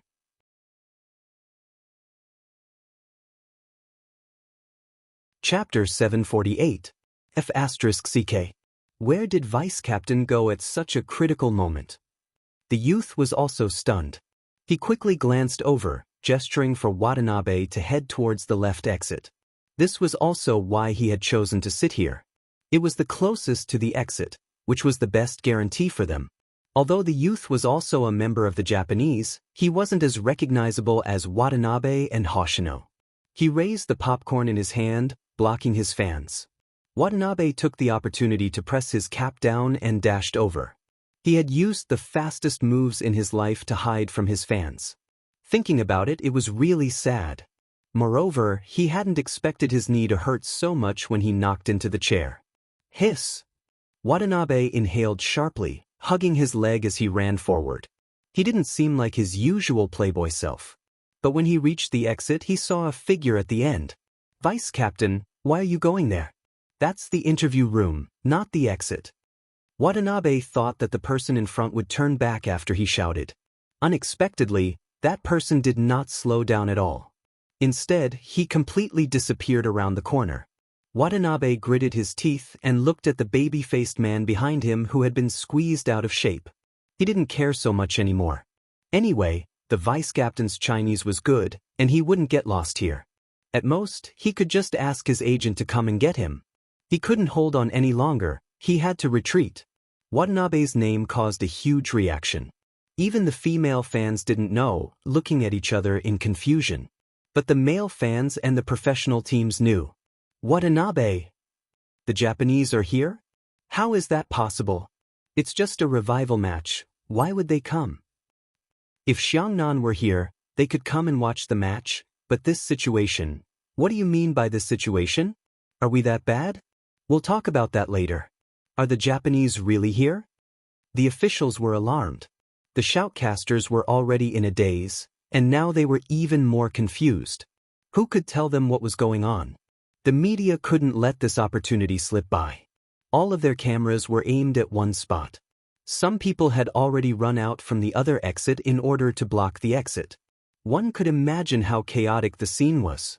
At a time like this, the only ones who didn't change were the Supreme Alliance. Lin Feng's arm was still on Yun Hu's shoulder. He had no intention of letting go. Originally, he was talking to his best friend about Little Spade and their captain. When he heard the explosion, he frowned. "Watanabe? The Japanese main force? Looks like it." Yun Hu's gaze landed on the man's chin. He had just drunk some water, and when the water droplets flowed down his chin and condensed into water droplets, he really wanted to kiss him. Lin Feng was a naive person. Under normal circumstances, he wouldn't notice it. It was the same this time. "What do you think they're here for? Are you here to seek revenge from Little Spade? For what happened on the Japanese server?" "Not really." Yun Hu furrowed his brows. A certain someone was too close to him, her breath hitting his neck. It wasn't easy for him to tolerate it. Lin Feng was still talking to himself. Qin Mo, who was walking at the front, paused absent-mindedly. Lin Feng almost knocked into someone. If Yun Hu hadn't stopped him in time, Lin Feng would have crashed into him. Captain? Lin Feng didn't think he was in any danger. He wasn't Little Spade, and if he had really bumped into Captain with his mysophobia, he would definitely have increased his training. Chinamo turned back, his face handsome, his voice calm. You guys leave first. Lin Feng watched as his captain turned around and walked to the other side of the venue after saying that. What was going on? In the audience, Rao Rong tilted his head and asked the person beside him, "Is it time for us to leave?" That person smiled and stood up. When he blended into the noisy crowd, his eyes were dark. In the entire venue, the quietest place was the interview room at the end of the safety tunnel. The MC was passionate, but it was a pity that the interview was only a few words long. It was a pity that he couldn't chat with the youngster for much longer. Bo Jio ended the interview. That's basically it. Thank you, Big Spade, for accepting our interview. Just like all the fans, I'm looking forward to your performance in the National League. The MC kept the microphone. Bo Jio chuckled, stuffing one hand into her pocket while the other was putting on her white earpiece. Both the MC and the cameraman froze on the spot. They looked towards the entrance, their eyes widening in disbelief. It wasn't because of him, it was because of the figure walking over from the other side. Since she was an MC in the esports industry, she had a strong understanding of the almighties in the game. She had applied for 5 interviews with the person in front of her, but the only answer she had gotten was, sorry. Now that she had finally seen him in person, her emotions were unimaginable. Hoshino, international esports player, the most valuable player of the year, the top player in the world. He had the speed of a gentle knife. These were all words used to describe him. But when she saw him in person, that was when the MC realized why people didn't compliment his skills while praising his looks. He was too handsome, so handsome that she didn't know how to look into his eyes. But right now, there was a question in everyone's mind. That was the famous almighty Hoshino. Why was he here? The MC was undoubtedly excited. She felt that this was a rare opportunity.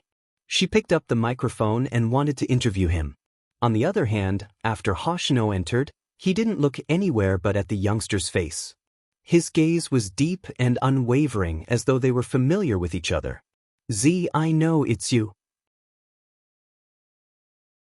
Bo Jio hadn't expected to see Hoshino here. When she received his gaze, she was startled. Her gaze flickered, then her lips curled upwards, not avoiding him at all. It was a silent acknowledgement. It was a tacit understanding between them. This wasn't a good place to reminisce. There were people around. In reality, according to Hoshino's usual style, he wouldn't have approached the youngster directly. He didn't care about anything. But this time, it was different. He was really afraid that that person would give him a negative answer. Because he was most afraid that there would be no traces of that person in this world. Almighty Hoshino, let's have a chat? When Bo Jio said these words, she had already taken a step towards him, her lips lifted and her brows raised. That was the person in Hoshino's memory. Even though the hair color and age didn't match. But everything was right. When she asked this question, the youngster didn't forget to send him another message. Pay attention to the left and right. That was when he had helped Z cover up. Both of them would give each other hints with their eyes at the ball or on the streets.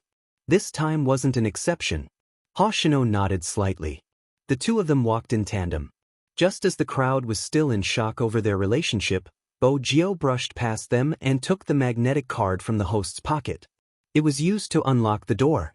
After she and Hoshino left the interview room, she reached out with her left hand and pressed it against the sensor. When the door closed, the MC and the cameraman snapped out of their shock. Their first reaction was to follow them and film. But when they pushed the door open, they realized it was locked. Why was it locked? Electromagnetic card, the cameraman reminded the MC. The MC reached for her pocket and realized it was empty. The cameraman watched as she searched through her pocket and frowned. What's wrong? My card is missing. From the MC's expression, she hadn't noticed anything when Bo Jio brushed past him. The corridor wasn't a good place to talk. But at least it was better than the interview room. They stood facing each other. The sunlight shone through the windows. Everyone walked to the other side because of Watanabe. No one would come to the interview room. Hoshino glanced down at the person in front of him. Bojio smiled lightly and was about to say something. She had already been pulled into an embrace. The voice was clear, warm and soft. It was so soft that only the two of them could hear it. Long time no see, Z. It was a hug from a good friend. Bojio could clearly hear the emotions in his voice. She couldn't help reaching out and pressing her hand on Hoshino's back. She didn't say a word. Both of them seemed to need to use this kind of method to celebrate their long-awaited reunion. However, in the eyes of others, such a scene was not the case. It was a hug as though there was no one else around. It was a look of telepathy. It was a closeness without any ill feelings. This made Shin Emo stop in his tracks. If there was anyone following behind him, they would be able to feel the coldness emanating from his back. No one dared to move. Amidst the interweaving lights, Shin Emo stood there with his back straight. His posture was so casual that it could be used as a poster. His deep eyes were clouded by a thin layer of gray mist because of the scene in front of him. There had been signs before. The earliest was on the streets of Tokyo. After seeing the advertisement that Hoshino had filmed, that person's emotions had clearly fluctuated. He had gotten someone to investigate. But there hadn't been any actual interaction between the two of them. What kind of existence was Hoshino to a certain someone? Now he knew. That person wasn't gay. But the person wasn't him. Shinmo's gaze was cold as he flicked the cigarette between his fingers. The floor-to-ceiling windows behind him moved, making him look like a devil that could summon a group of demons. He was elegant and cold. There wasn't a single bit of humanity in him. The sharp Bojio could sense his aura. The moment she glanced up, she saw someone watching her from afar. That person held a cigarette in his hand, his slender fingers emitting a faint light. He stood there with a noble posture. For the first time, there was no smile on his face, only indifference. Even his eyes did not reflect anyone's shadow. His eyebrows were thick, his nose was high, and it was hard to get close to him. The mighty. Before Bojio could take a closer look, Shinemo had already turned around. Shinemo had already turned around and was striding forward. The unapproachable aura behind him spread out in an instant. It was indescribably cold. Bojio stilled. Did the Almighty see everything? Hoshino sensed the pause in the person in his arms. He turned and looked in the direction she was looking at. There was nothing. Was there someone? Hoshino asked. Bojio nodded slowly. Based on the scene just now, the Almighty must have misunderstood her relationship with Hoshino. Could she use this opportunity to get rid of the Almighty's feelings for her? That was good too. Bojio lowered her lids, clenching her fists. This kind of misunderstanding was better than the Almighty finding out her identity and thinking that it was all a lie from start to finish. It was only a matter of time before she crossed swords with the Almighty. She was the most sinful person on his list. He was the criminal psychologist she needed to be wary of. They weren't supposed to have any interactions.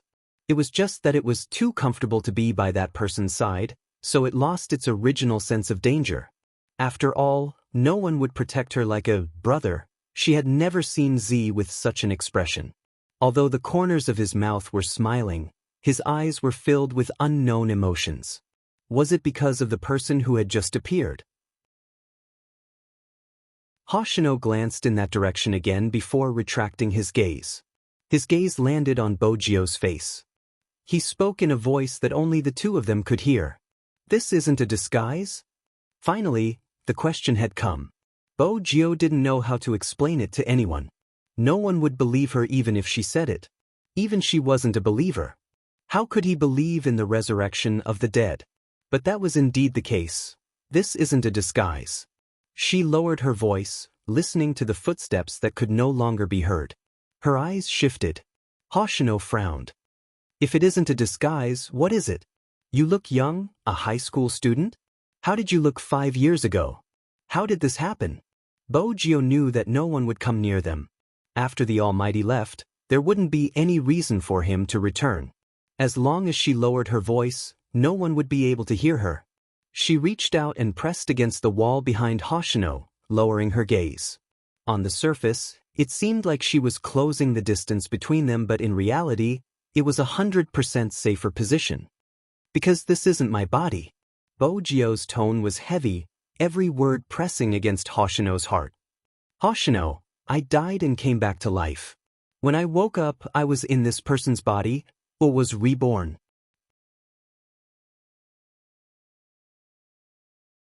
Chapter 749. Dead and alive again? Reborn? Hoshino released the youngster, his gaze still wavering. So, you are now? Someone else's body. Bojio glanced out of the window, her side profile handsome but confused. I don't know what I am now either. Boom! Lightning flashed outside the arena. The light from the collision shone on the youngster's face. She was standing in the darkest corner, but she stuffed a hand into her pocket, her smile never fading. Do you need me to prove my identity? No need. Hoshino looked at the person in front of him and digested the information he had received. Gradually, his gaze became gentle again, but there was something else more than that gentleness. Dead and alive, what did that mean? More importantly, what did it mean to be dead? Hoshino clenched his fists. He couldn't imagine a world where humans no longer existed. Don't look at me like that. Bojio took another step forward, her brows arched. The new identity isn't bad, it's a perfect disguise. I haven't been a high school student for years. Hoshino finally had the mood to look at the youngster's attire. Wait a minute. This body is a boy? Bojio lifted her lips lazily. Age is too confusing, it's a pity the body is still female. But not many people know that the original owner has something to hide. Why are you so restless everywhere you go? It was obvious that Hoshino had fully recovered. He was even glad that he could still see this person. Bojio smiled. I want to know the answer to that question too. I'm already in this state, how can I still be restless? You're talking about Z? The two of them were worthy of being partners in action. The moment Bojio opened her mouth, the intelligent Hoshino knew what she was talking about. It seems like you're investigating? Even though the location wasn't the best, the most important thing was to convey the message to each other. Hoshino's eyes darkened. At first, I thought he was you. Then, a forum appeared and you sent me an email. I rejected that idea, but it was too late by the time I realized it.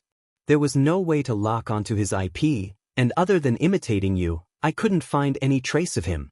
How come there are no traces? Bojio glanced sideways at the door that was about to be unlocked. Once again, she sighed. This wasn't a good place to talk. Imitating me is a trail. Hoshino, do you remember what I told you before? A criminal's trail is always left on his every crime. Who is the first victim on the forum? Where is she? Perhaps some people would say that the further the better. The culprit is definitely not in the province or the city, but you and I both know that this is not an ordinary instigation.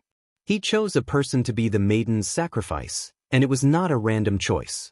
I have a feeling that the person who impersonated me is in Jiangqing. If we find out why he impersonated me, we will be able to find the most important clue. Bojio remembered that she was still under the Almighty's tender care.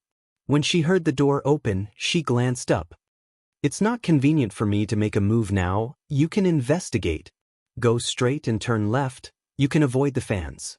Hoshino looked at the young man blocking his way and knew very well that this was the end of the conversation.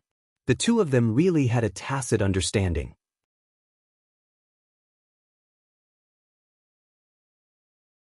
Chapter 750.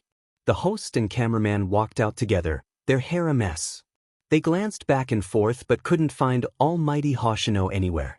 But Big Spade was still standing in front of them, smiling naturally, revealing her two cute canines. Regarding the interview just now, I have a question that I didn't answer seriously. Now that I have time, I can answer both of you. Hoshino was the most important question at this moment. But they were the ones who invited Big Spade. How could they reject him? It's a pity that both of you are in a hurry. The youngster lifted her wrist, glancing down at her watch before placing it down again. She was counting in her heart until she reached 100. Bojio turned and smiled lightly. Go ahead.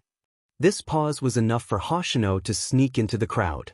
The host and cameraman were extremely grateful for the youngster's understanding. They even forgot to ask, "You came out with almighty Hoshino just now, do you know him?" Only when they ran out did they realize something was amiss. When they stopped and turned back, there was no longer anyone there. They weren't sure. A brilliant magician would always use other things to divert attention. And that was the method Bojio used. There was a reason the police hadn't been able to catch Z all these years. She wasn't just an expert hacker, she was also extremely cunning. Z had disguised herself in many different professions. Nightclub singers, bartenders, magicians, and even restaurant staff.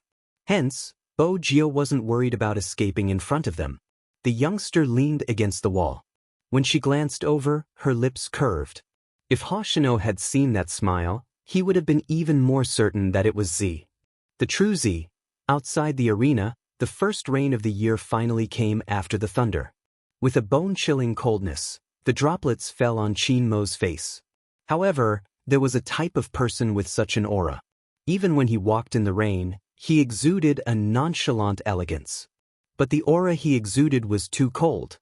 It was so cold that ever since Chinmo had entered the crime squad, Deputy Zhang, who had been by his side, didn't dare to get close to him. But he couldn't let his young master get drenched in the rain. Chinmo was born into a military family and used the best of everything. Not only was she doted on by her parents, but she was also doted on by her rich grandfather. When he was young, he was like a prince, untainted by dust. Not to mention now, as soon as he stepped out, bodyguards had already greeted him with black umbrellas. But the young master did not allow them to follow. They didn't dare to follow. Assistant Zhang had no choice but to head out personally. "Young master, Supreme Alliance's car is in the west." Chinmo didn't speak. His eyelashes were dripping with raindrops. His pure black uniform was dripping with raindrops, making him look like a noble devil. However, this time, his eyes were no longer filled with indifference. Even Adjutant Zhang didn't know what it was. Because in the next second, Chinmo walked towards the commercial car. Lin Feng was sitting on the far left. When he saw this scene, he immediately opened the door and jumped out. This was also one that didn't need an umbrella. Yunhu frowned. He unzipped his uniform and with a twist of his wrist, he covered him from head to toe before alighting the car.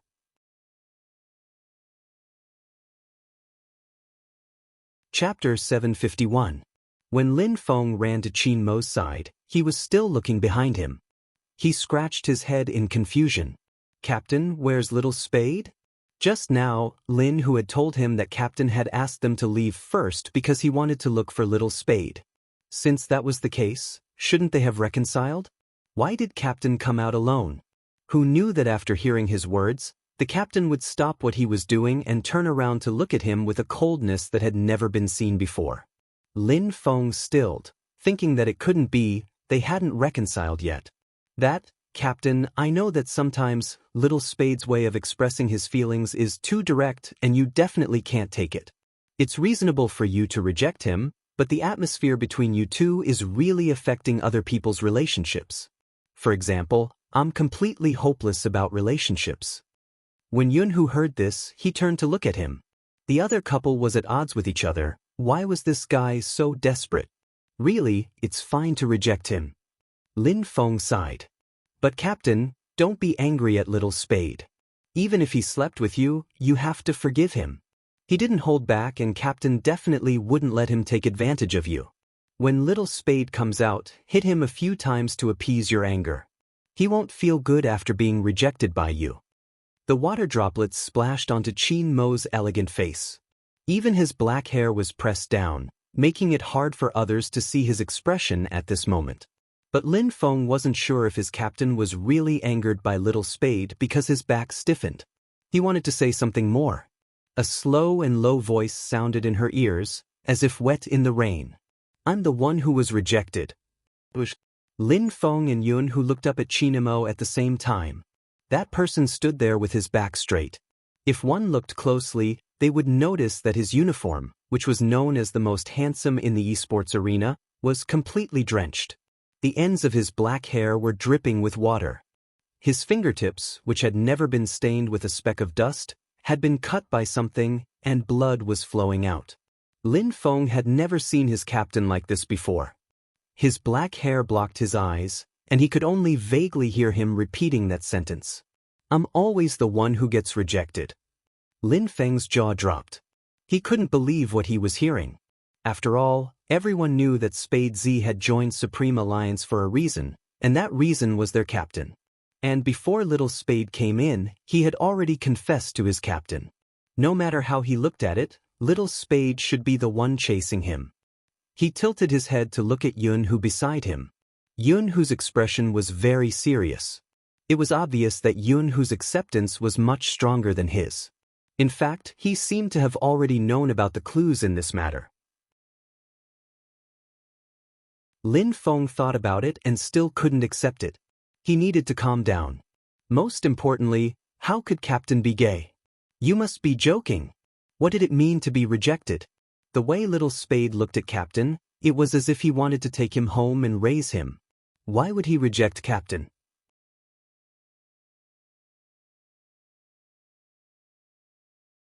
Chapter 752. Lin Feng really couldn't accept such a setting in such a short time. He felt that there must be a misunderstanding between the two of them. But his mind was in a daze. Who could tell him why his captain suddenly changed his taste and fell in love with a handsome young man like Little Spade? What about the girl that his captain had kissed? Why do I always feel that everything is weird? But even so, Lin Feng didn't say anything after they boarded the car. That was probably how teammates were. They could sit together and chat, but when it came to something deep in their hearts, they wouldn't say anything. Lin Feng glanced at Qin Mo, who was sitting in the front passenger seat. He was still wet and had no intention of wiping away the traces. His eyes were closed as though he was resting, but when the water droplets slid down his handsome face, it didn't seem like he was resting. On the contrary, the entire commercial car seemed to have fallen into an ice cellar. Coco hugged his bunny, pinching its ears before moving towards Baby Feng. Just as he was about to speak, he realized that the person he found wasn't that strong. He moved to the left, to Yin Weyao's side. Baby Feng looked at him in confusion. Coco gave him a look that said, "You don't understand." Captain was about to activate his freezing technique. Baby Feng used his gaze to ask, "What does that have to do with you moving closer to me and suddenly moving away from me? I have to find someone who can protect me. I should be the one protecting you." The two of them communicated with their eyes and could actually understand each other. Baby Feng immediately became excited. He pulled her to his side. "Who said I can't protect you?" Yin Weiyao watched as the two children touched each other. He wanted to go down for a smoke since the atmosphere in the car was a little. What was wrong with the captain and little captain? As expected of an older person, they understood the situation. But it was useless. The driver bit the bullet and started the car. The person beside him reached out and pressed on the steering wheel. Qin Mo's fingers were indeed beautiful, long and clean even though they were wet. "Wait for him." 2 words. He didn't say who he was waiting for, but everyone in the car knew that he was talking about Bo Jio. At that moment, the man's pale fingers were almost transparent. Lin Feng finally believed what he had just said. Because at this moment, he was still thinking about the person he was waiting for. Captain against Little Spade. It really wasn't as simple as liking him. It was a pity that Bo Jio didn't know someone was waiting for her at the main building. In addition, it would take some time to avoid the fans and the media. Moreover, the road leading to the entrance of the main building had already been taken by the fans. It was obviously unwise to go out now. On the other side, Hoshino, who had walked along the road, passed through the drizzle, held the railing with one hand, and jumped to the other side of the road.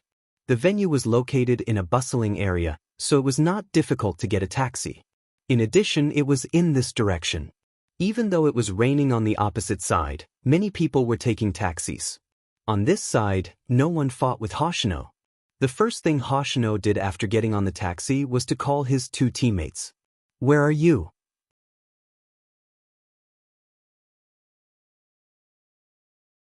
Chapter 753. Watanabe's situation wasn't looking good, especially when he turned around and saw the media chasing him. He ran even faster. It was raining outside and he would slip from time to time. If the fans chased after him and something happened, it would be even worse. That was why Watanabe urged Hoshino to hurry over. He really couldn't hold on much longer, but if he stopped, he would face more trouble. First of all, he didn't have a manager or bodyguard. He would really be torn apart by the passion of the fans. Hoshino glanced over and glanced at the scene through the railings. He didn't put down the phone in his hand. His voice had a calming effect. From now on, run towards the main road. The faster, the better. Vice Captain, are you serious? You want me to go that way? There are the most fans there. Although Watanabe said that, his body had already started moving. He made a turn and successfully got rid of the fans behind him.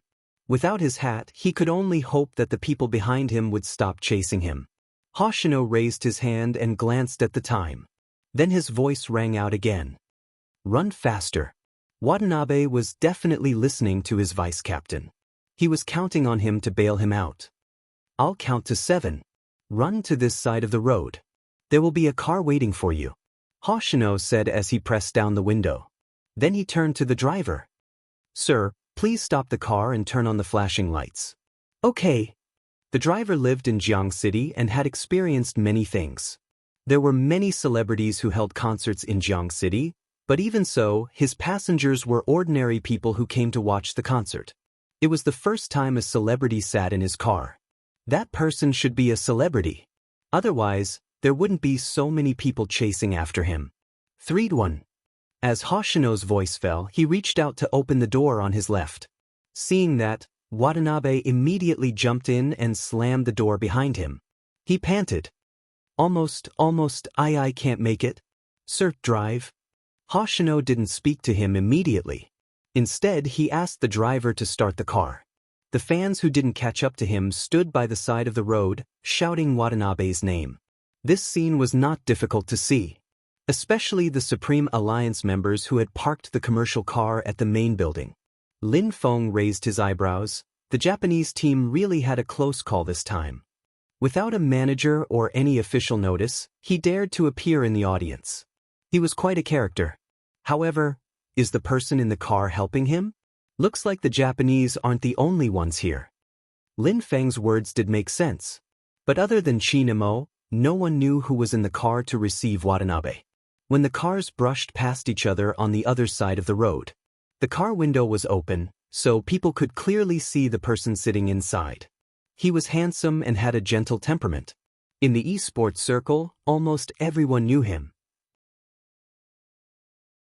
He probably noticed our gazes. Especially at this time, the MPV parked here usually belonged to the team. That person turned his head to the side, and his voice and appearance were all revealed to everyone, even though it was only for a moment. Hoshino. Everyone knew that Hoshino was Coco's favorite esports almighty. Now that he had seen him in person, even though it was just a short scene, his emotions were stirred. Hoshino is here too. Coco couldn't believe it, his eyes lingering in the direction where the taxi had disappeared. Shui Yaoyao didn't know much about the esports circle, so she couldn't understand Coco's emotions. She probed, is Hoshino strong? He isn't just strong, he is insane. My almighty is especially handsome when he is gaming. Coco couldn't stop talking about his former idol. This is strange, I remember he never watches competitions. Besides, he would use any time he has to sleep. Why is he watching this revival match? Even if the Japanese wanted to visit Big Spade due to the incident on the Japanese server, he wouldn't have to show up. This is strange, this is really strange. Listening to these words, Chin Mo's eyes remained closed the entire time. His entire being gave off an icy aura. The water droplets were gone, but there was still a faint dampness on his chiseled face. His hair didn't seem to dry easily. Lin Feng glanced at his captain before turning to the exit. There was still no one. There wasn't a reply to his voice message either. After about 30 minutes, Chinemo spoke faintly, "Let's go." It was another 2 words, but the temperature in his voice was completely different. It was another 2 words, but the temperature inside was suddenly different. Lin Feng was worried. He glanced at his phone, but there was still no reply. Lin Feng was a little worried about this. He looked at his phone again, but there was still no reply. What exactly was little Spade doing? Bo Gio was indeed busy. And this favor was completely unexpected. She had turned a corner to avoid the fans, but she hadn't expected to bump into the captain of Lin Chintao's team. Bo Gio retracted her body instinctively, pressing her back against the wall. She tilted her handsome face slightly, watching as he spoke to a girl before walking in another direction. Bo Gio chose to follow him. She couldn't help but be concerned about his actions during the show. Bo Gio had switched her phone to silent mode when she had noticed him. Unexpectedly, she didn't discover anything else after following him for the entire journey. But there was one thing she was sure of: he wasn't just highly vigilant, he was also good at hiding. Moreover, he had done all of these things subconsciously. In her previous life, Bo Gio had played many cat and mouse games with the police. Her greatest advantage was her anti-surveillance ability, which meant that Rao Rong had the same ability. Bo Gio had noticed it the previous time in Lin City. After following him for the entire journey, Bo Gio was almost certain that he was doing it subconsciously. Bo Gio narrowed her eyes. This wasn't something a player who had just returned to the esports scene should have. Unless he wasn't as simple as the Almighty, Bo Gio watched as he waved for a taxi. It was difficult for her to follow him because she couldn't catch up in time. But that was enough. If she continued, she would be discovered and it would be counterproductive. Bo Gio started to think about the girl he had met previously. She had only asked for directions. Since that was the case, why was he so guarded against her? The rain was getting heavier. She didn't have the time to think about such things. Since there wasn't a taxi, Bo Gio turned and pulled out her mask. She wore her uniform inside out and followed the few people into the subway station. After being drenched in the rain, it was really cold. Especially at this time of the year, it was easy to feel cold. After Bo Gio bought the card, she had just warmed up when she stuffed her left hand into her pocket when she saw 3 missed calls. It was Lin Feng. Bo Gio sent him a message when she was going through the security check. 10 minutes later, she received a reply. Lin Feng called Qin Haodong. Hello. It wasn't easy to find a seat in the subway, but she didn't intend to sit since she was still dripping water. Lin Feng sighed. Little Spade, you finally picked up the call. What did you do just now?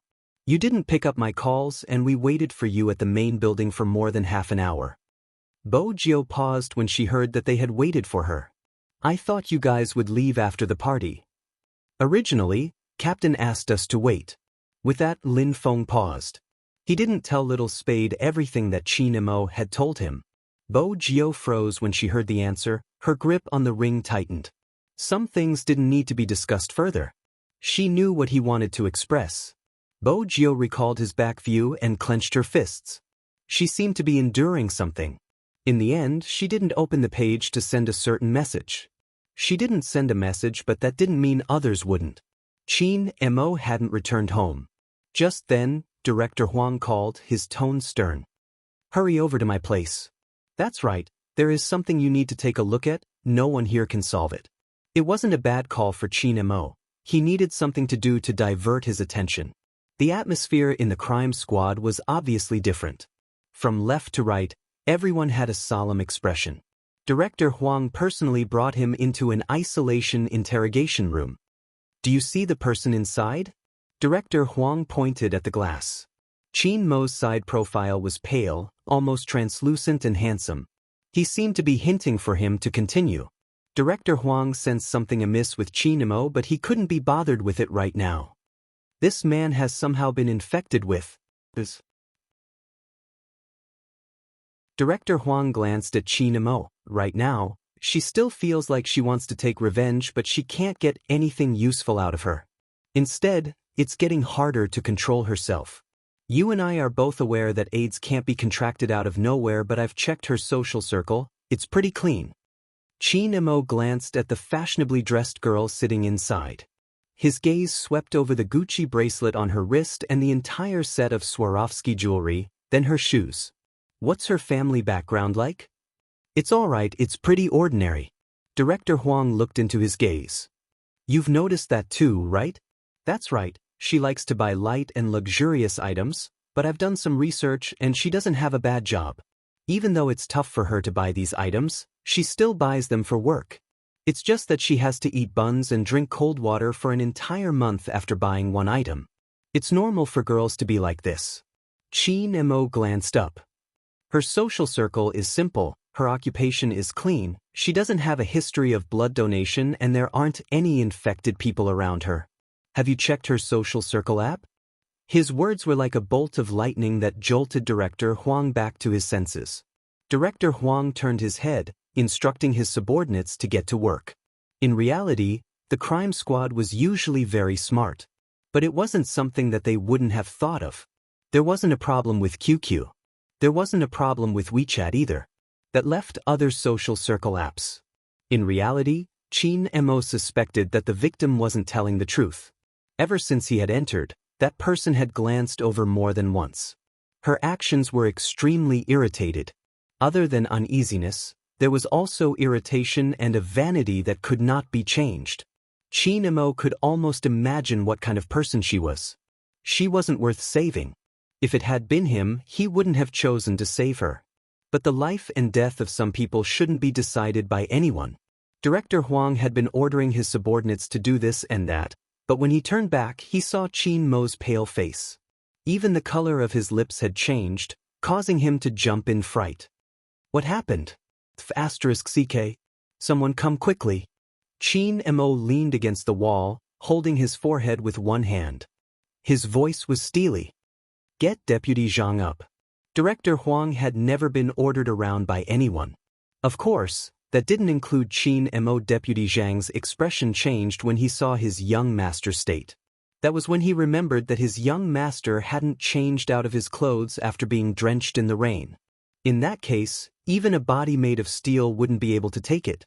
Moreover, his young master had an old injury on his wrist. Deputy Zhang didn't say much, reaching out for Chin Mo's arm to drape over his shoulder. In reality, Chin Mo's pride didn't allow him to be in such a pathetic state. It was only after he got into the car that he truly lost all his strength. Even then, his gaze was deep as he looked at Director Huang, enunciating each word. Pry open her mouth and get her to speak the truth. This isn't as simple as it seems. Director Huang knew she was referring to the person locked inside. He nodded solemnly, reminding him to take care of himself. After that, Chin Mo couldn't feel anything. Other than his thirst and body heat, even his breathing seemed to be boiling. Every inch he exhaled increased the heat. He placed his hand on his forehead, as though it would make him feel better. Many images flashed through his mind. Most of them were from when he was young. Those scenes were messy and there wasn't a single timeline. He couldn't even see the exact image. But he could vaguely remember that there was always someone who liked to push him down. As a boy, every time he wanted to throw someone out, he found that he couldn't lift that guy at all. That feeling was too intense. It was so intense that he couldn't remember anything when he tried to hold it back. Chin family's inner courtyard. Movie queen In wasn't around. Deputy Zhang watched Chin Mo lying on the bed, feeling a wave of self-blame. The doctor stood by the side, following the vein on the back of Chin Mo's hand, inserting the needle.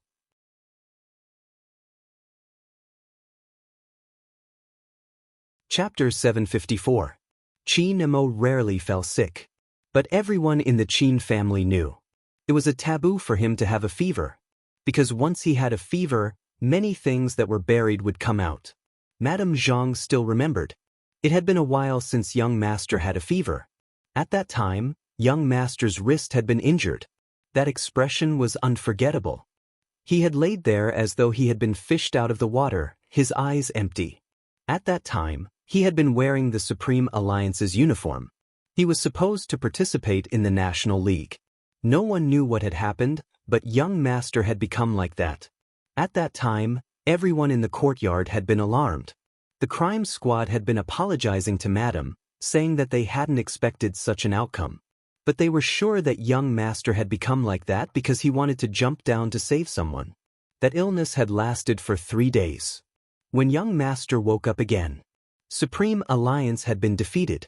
Even young master himself had changed.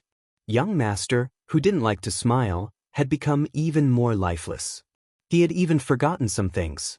Sometimes, Madam would talk about how arrogant he had been when he was young.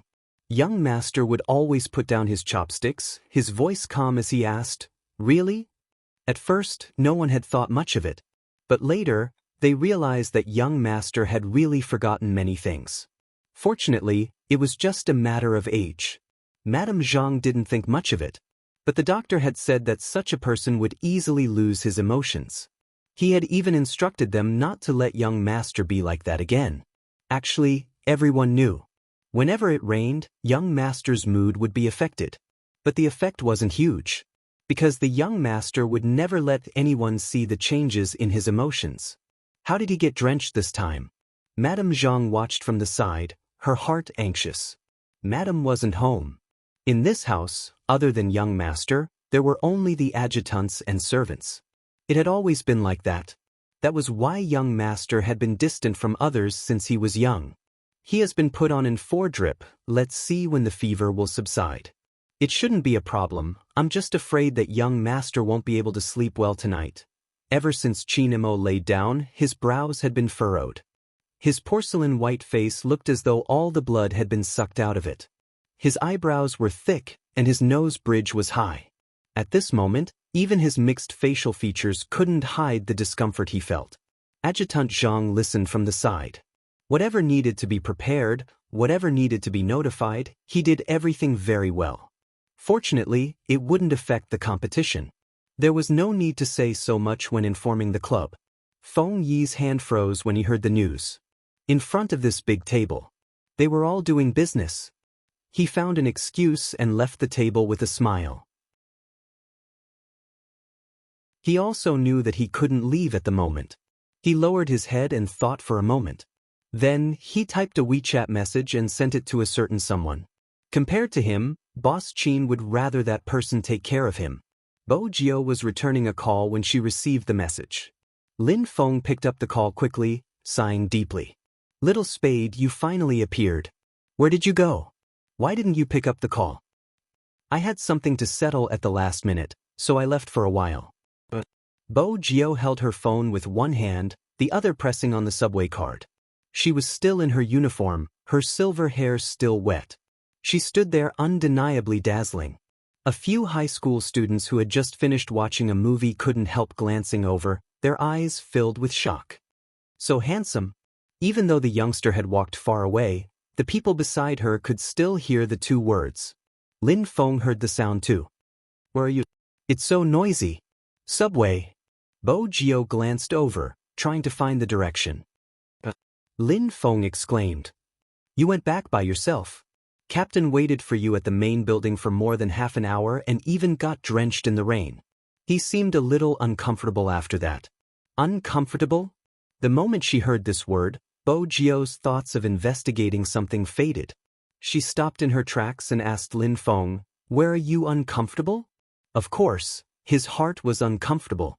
But this wasn't something Lin Feng would say, so he stuttered, "Since I'm not feeling well, why don't you give him a call?" Bo Jiao didn't even bother to say goodbye as she hung up. Young Master Lin looked at his phone screen with a dumbfounded expression. Was there really such a fast speed? Bo Jiao's fingers swiped. Just as she was about to press the number, she saw the WeChat message from Feng Yi. The content was simple. "Almighty Qin is having a high fever and there's no one around to take care of him. I can't leave." Bo Jiao didn't say anything, stuffing her phone into her pocket. She didn't care if it was raining or not, just running out of the subway. Like the wind that no one could stop, the people standing in the rain watched as the young man held onto the railing with one hand, flipped over and landed in a handsome manner. It was as if he was filming an action movie, the hem of his clothes dripping with raindrops due to the fierce fling. Those who didn't know better would have assumed it was the police solving the case since their movements were too fast and professional. How should she put it? The wall-jumping student was already beautiful when she flipped over walls, much less a road railing. It wasn't just the passers-by, even the taxi driver thought she was carrying out an order, driving quickly and enthusiastically. The military compound wasn't far from Bo Jiao's place. Especially in a place like Jiang City, if there was a traffic jam, the driving time would be even more uncertain. After about an hour, The taxi had just reached the military compound. It was already 10 p.m. If the weather was cold, there wouldn't be many people on the roads, even in Jiang City. The night sky was getting darker and darker. At the same time, in a remote county near a third-tier city near Jiang City, a bright red Ferrari stopped in front of a county hospital. It was still raining outside. The roads here weren't as smooth as in Jiang City. When she alighted, Wu Zhen's first reaction was to frown. "Are you sure it's this place?" "He Honghua, that village girl, came from here. Of course it's correct." Su Mei alighted, holding an umbrella. She rubbed the mud beneath her feet in disgust. Due to her profession, Wu Zhen had been to such places before, but she hadn't been very willing. But as for catching people, she still liked it very much. That was why she hated the youngster so much. From Wu Zhen's point of view, if it hadn't been for that gay, she wouldn't have been kicked out of the crime squad and wouldn't have been unable to stay in the police force. Fortunately, her father was helping her. Even if she couldn't stay in Jiang City, she could stay in a nearby city. "Let's go in." Wu Zhen held the umbrella and glanced up. "Let me see what secrets that trash from the Fu family has." Su Mei didn't say it because she had only heard some rumors and needed to find evidence. Once she said it, it would be enough to shock the surroundings. If she didn't get rid of the little country bumpkin and He Honghua, she wouldn't be able to vent her hatred. Even though there were staff on duty at this hour, it was a county. However, this was a county town after all. If there was an emergency, it would be sent to the city, not here. Hence, there weren't many people in the hospital. The sound of high heels echoed in the corridor. The staff on duty stood up. Wu Zhen pushed the documents that hadn't been seized forward. "Police investigation, please cooperate." The staff on duty was shocked when he saw that they were from Jiang City. They were a small hospital and didn't even have a doctor-patient relationship. How did they get the higher-ups to investigate? They didn't dare to make the decision. She hurriedly called the hospital director. Both of them waited for a while. In the meantime, Su Mei was still thinking that Miss Wu had used a good move. With such a government document in hand, everything would be solved. The hospital director came quickly. His face was pale, probably because something had happened. When he heard that Wu Zhen was only here to check some information, his heart calmed down. After all, no hospital director would look forward to a visit from the police. But it's not easy to find a file from 17 years ago. The hospital director was telling the truth. It's too far, it's not easy to find. Wu Zhen used to be a police officer, so of course she knew. Every hospital keeps the child's birth certificate. Since the victim gave birth in your hospital, it must be in the file. Yes, but to check for an entire year. Newborns were born every day, especially in that era. There were many of them, so how could they check? Wu Zhen heard that and turned to ask Su Mei. "Do you know when Fujio's birthday is?" "I forgot that too." Su Mei didn't care about that little country bumpkin at all. If that person hadn't suddenly become so difficult to deal with, she wouldn't have come to such a desolate place. Wu Zhen had a bad temper and hated people lying in front of her. Her face turned cold immediately. "You don't even remember the approximate time?" Su Mei knew that she couldn't offend her. "Between late spring and late summer. That's easier to check." The hospital director heaved a long sigh. Although he said that, he knew in his heart that from late spring to late summer, he had to get at least 4 months' worth of files and check slowly.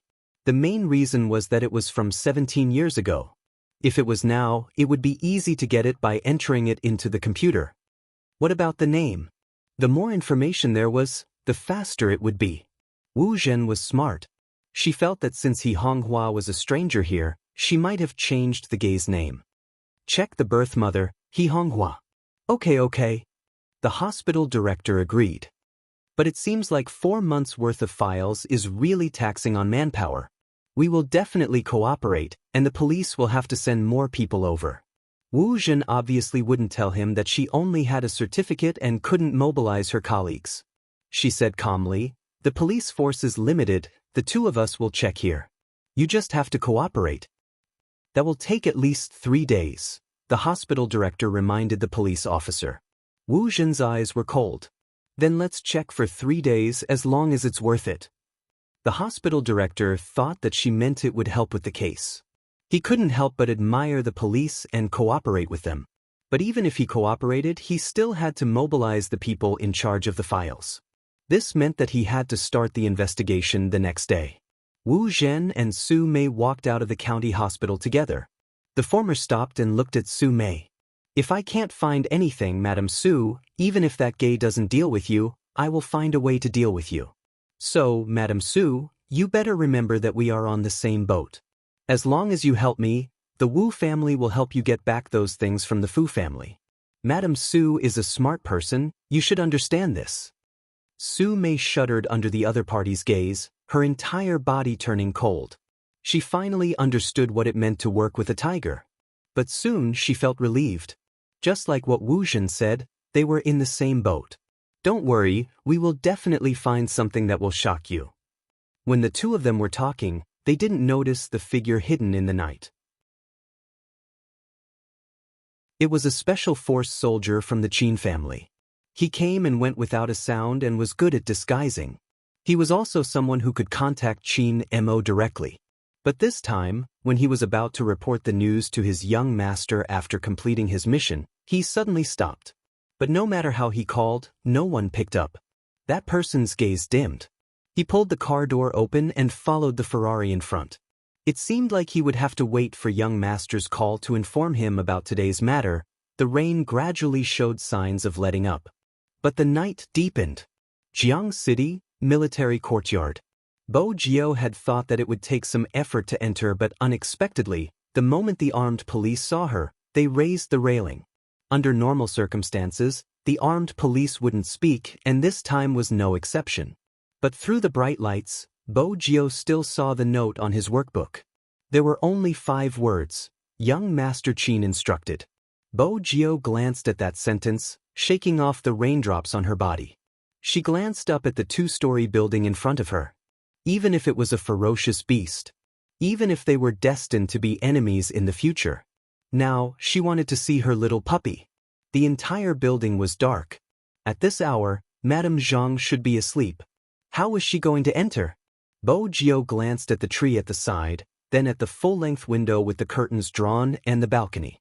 She arched a brow, running up the tree and kicking hard with her long legs.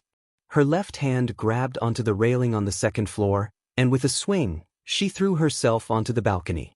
This series of actions looked especially handsome from the youngster. Of course, such skills weren't available to just anyone. She landed lightly, her left hand supporting herself on the balcony, one knee pressed down, wanting to maintain that position as she walked forward. But it was obvious that as a cat that could eat, bark, and watch over the house, Princess wouldn't allow anyone to pass by his nest.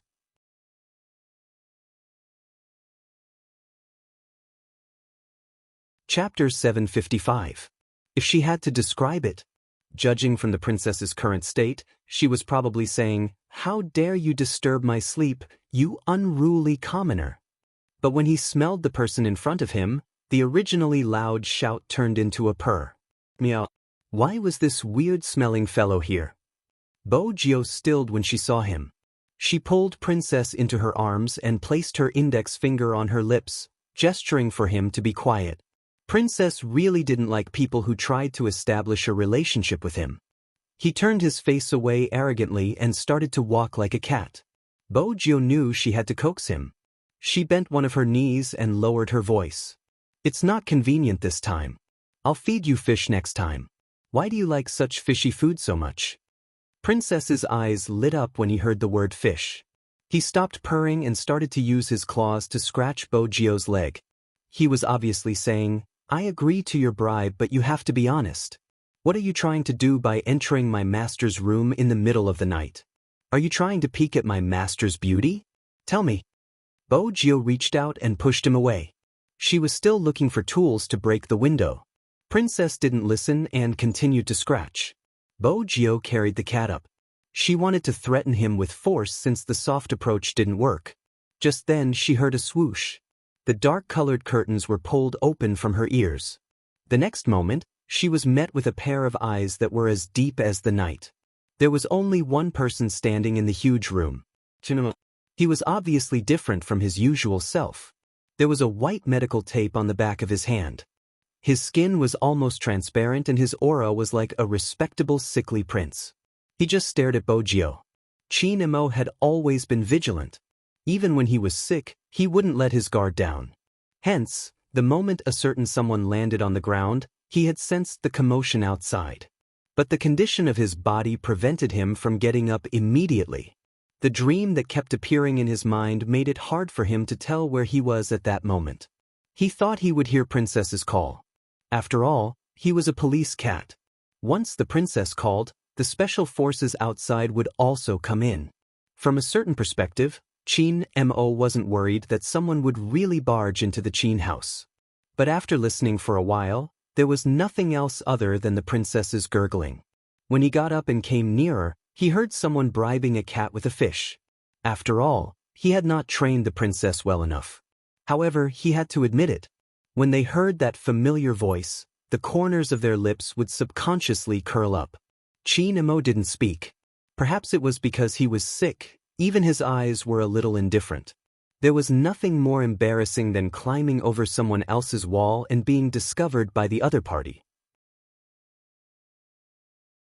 Bojio hugged Princess and paused for a moment. She was still thinking of an excuse to explain her actions. On the other side, Chin Mo had already started speaking. Is this the special way you wall-jumping scholars visit other people's houses? You don't walk through the main door but choose to go online to show off your expertise? Bojio knew that the title of wall-jumping scholar would never escape her. However, when she looked at her pet, he didn't look too good. Also, the tape on his hand was really an eyesore. Chin Mo felt that sometimes a certain someone looked smart, but in reality she was a little dumb. For example, right now, she didn't know how to go with the flow.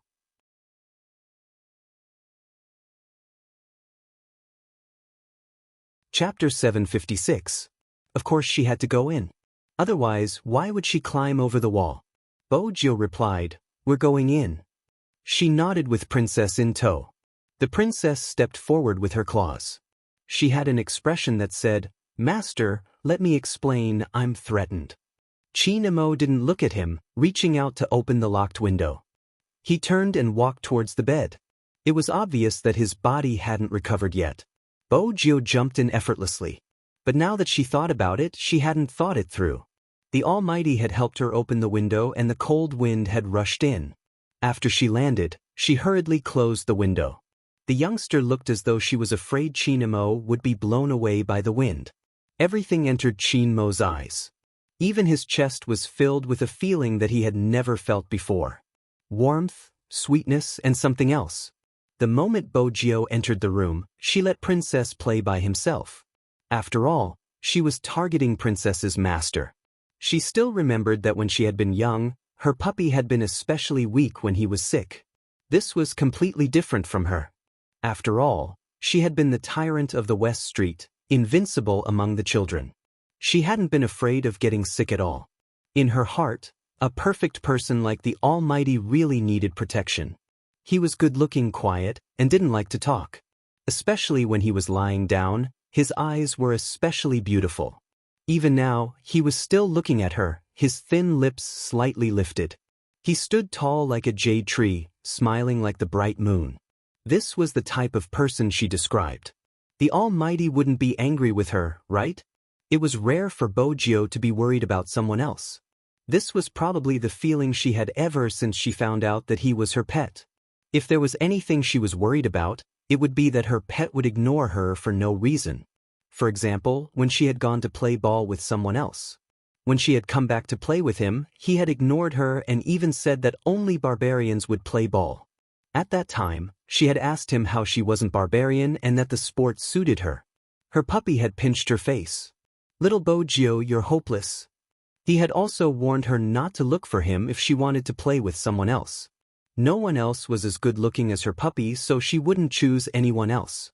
It was just that the sound of her typing on the little keyboard was especially loud, and she was afraid that it would affect him. However, upon closer inspection, he didn't seem to be affected by her at all. He also bought her a small sofa with a back. After reading for a while, he would ask her if she was hungry. Never let her lose food at hand. In terms of instructing the servants, the Almighty had a natural talent. He had shown this advantage when he was young. Everything was fine. Until that time, when he ate the food she made and lay on the bed, he wasn't as proud as usual. When his soft hair fell down, he turned into a doll again. However, there wasn't the slightest bit of anger. Only she knew how much she regretted it. It was the same now. When Lin Feng told herself that the Almighty had waited for her in the rain for more than half an hour, back then, she really shouldn't have chased after Rao. "Did you come here just to let me watch you stand?" The clear and hoarse voice rang out again. When Qin Emo spoke, he could still feel his breath. When he exhaled, it was boiling hot.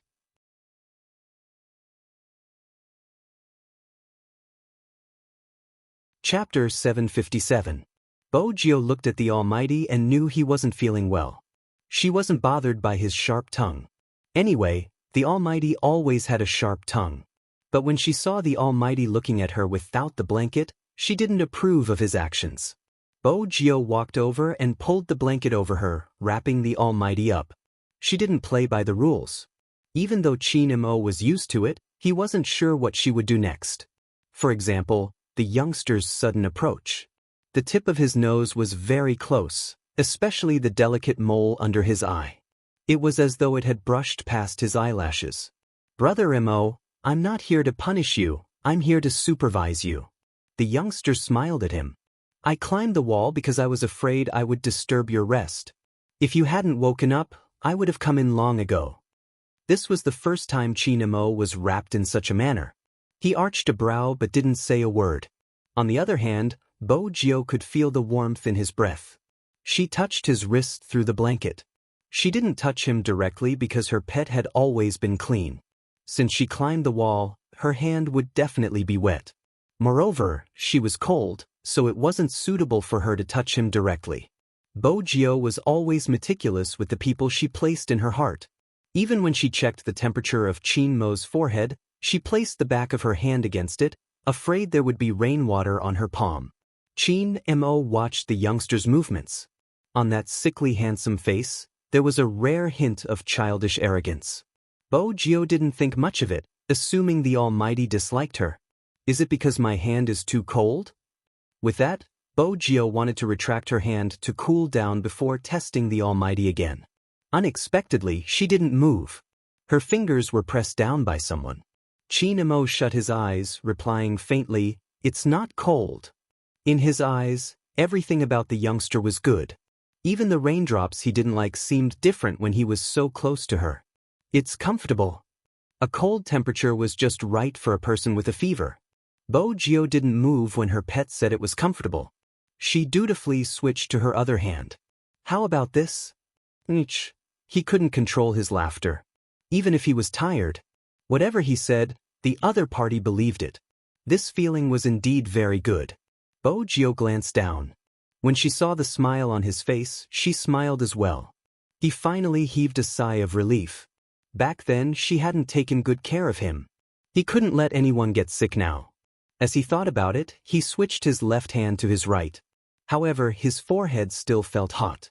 And the Almighty seemed to be asleep. Qin Mo had indeed fallen asleep.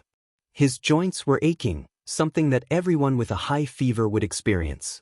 Another reason was exhaustion. He needed to rest well at this time. However, the family doctor of the Qin family knew very well. It was really difficult for Qin Mo to let down his guard and rest. This was not only related to his birth, but also to his experiences. Even if he closed his eyes and fell asleep, his brain was still very active, including some of his psychological factors. All of these caused him to have nightmares.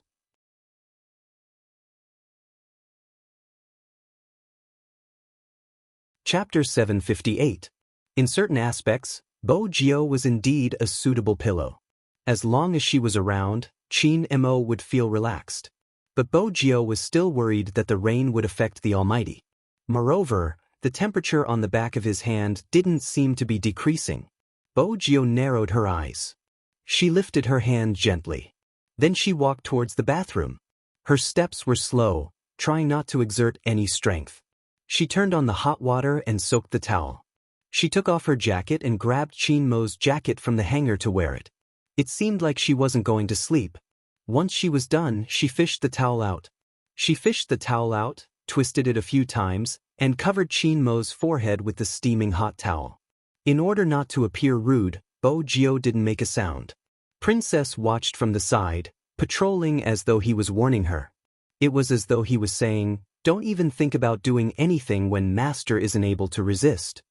Bo Jio's attention was on the Almighty. She wasn't in the mood to look at Princess. She pressed the corner of the blanket, her gaze landing on the medical tape on his left hand. She reached out to touch it. When she felt that it was about time, she removed the towel and entered the bathroom to soak it in hot water again. But this time, she soaked 2 towels, the other covering the Almighty's left joint. To an esports player, the hand was the most important. Besides, the hot compress had the effect of reducing the fever. Just like that, he repeated the same action. The clock hanging on the wall kept turning. The rain outside didn't stop. Chin Mo was still out of the dream. But this time, it was much gentler. There wasn't the river that could drown a person. Instead, there was a soft thing in his arms.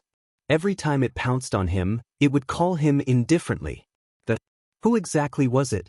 The more he wanted to know the answer, the easier it was to wake up. When Chin Mo opened his eyes, he realized that there was someone beside him. That person was afraid that he was cold, so she covered his left wrist with her right hand. That face was usually infuriating, but right now, it was as obedient as it could be. Chin Mo reached out, his fingertips caressing the youngster's face. It felt like milk, soft and smooth. Chin Mo leaned over, wanting to do something. However, he soon paused. Even though he was very tired, he knew subconsciously that he was having a fever and that he couldn't pass it on to a certain someone. However, he couldn't let this fellow sleep like this. Using the last of his remaining thoughts, he pulled the quilt. Both of them were wrapped in it. Chin Mo rubbed his chin against Bo Jio's soft hair, his eyes closing once more. His side profile was still cold, but his aura was completely different. On the same bed, hugging from behind always seemed especially warm. However, this also depended on the time and place. The next morning, just after dawn, Madame Zhang was worried about Chin Mo, so she had prepared porridge and brought it in along with the medicine. Initially, he thought that it would be difficult to wake the young master up. What he was most afraid of was that the young master's fever hadn't subsided yet. What should he do? Who knew that when she pushed the door open, there was actually another person on the bed? That person seemed to have just woken up after hearing the noise. He rubbed his eyes and smiled at her, revealing 2 cute canine teeth. His silver hair made him look even more handsome. "Shoo, Auntie Zhang, keep your voice down. Brother Mo hasn't woken up yet." Auntie Zhang.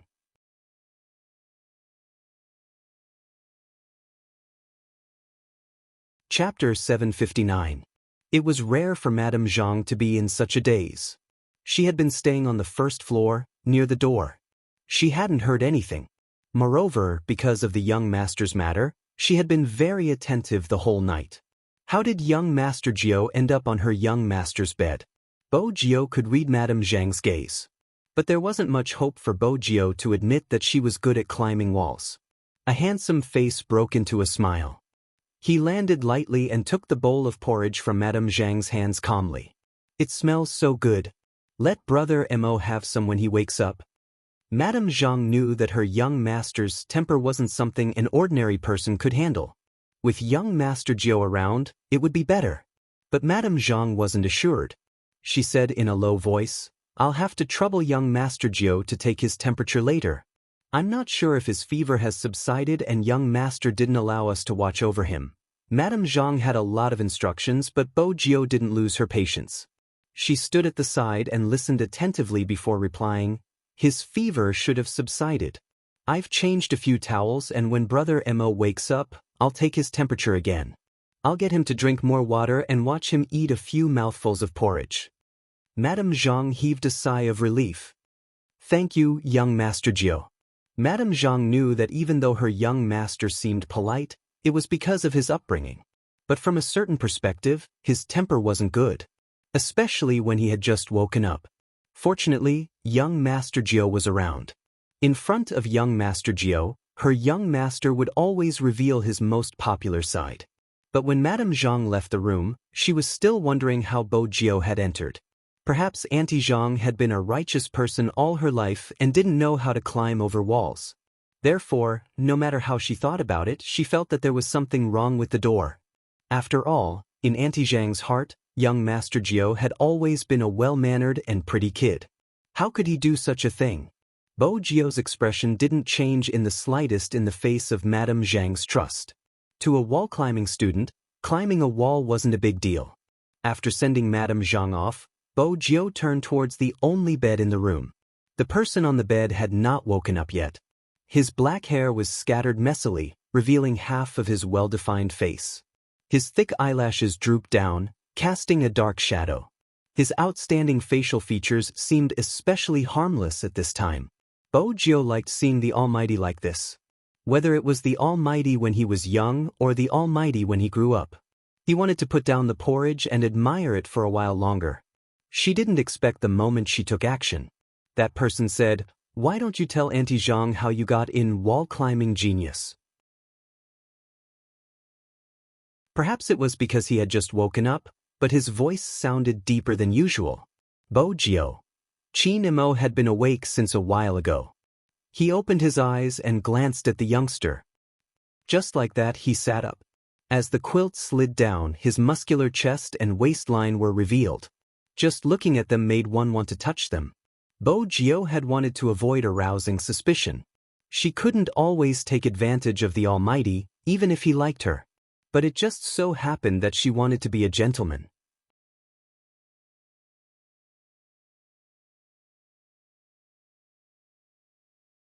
Chapter 760. When had she touched it? She couldn't even test the temperature through the blanket? Bo Gio's gaze was clear. Qin Mo ignored her.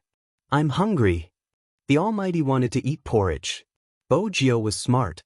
Even if she hadn't fed others porridge before, she had fed her pet before. Now that he had grown up, he felt pressured. But at the same time, he still looked good. Bo Gio took the spoon and blew on it before passing it to Qin Mo.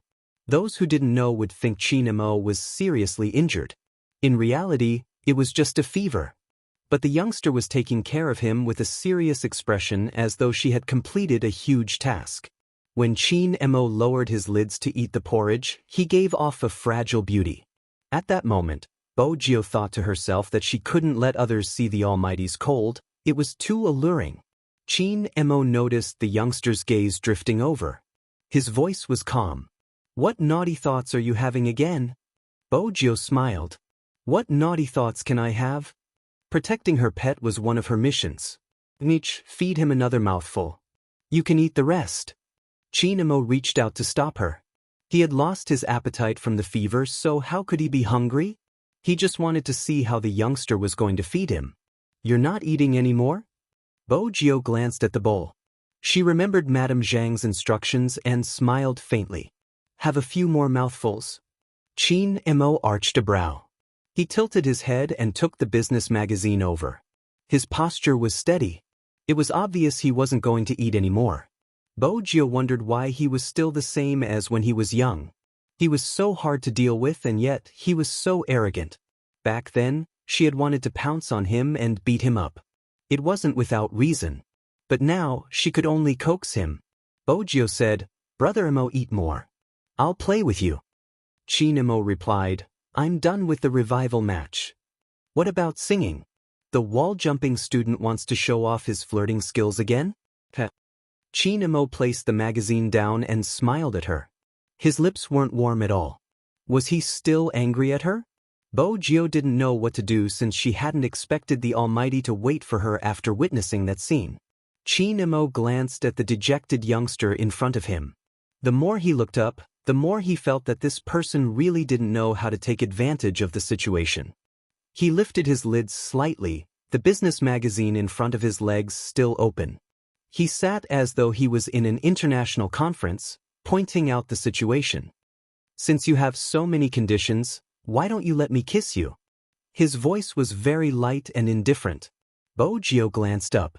Other than the Almighty, There was no other person in the world who would use such a tone to say such things. The two of them stared at each other. In the end, Bo Jio finished the bowl of porridge herself. Chin Imo closed the magazine and looked out the window.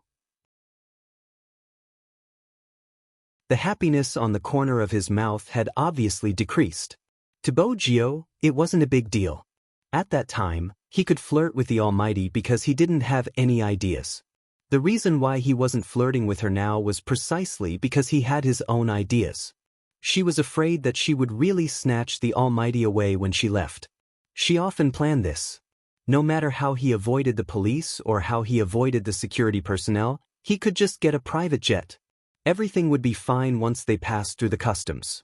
But more importantly, even if she did all that, the Almighty was a dangerous person.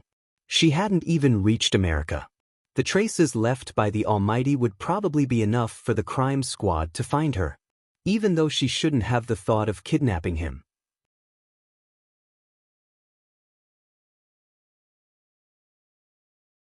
Chapter 761.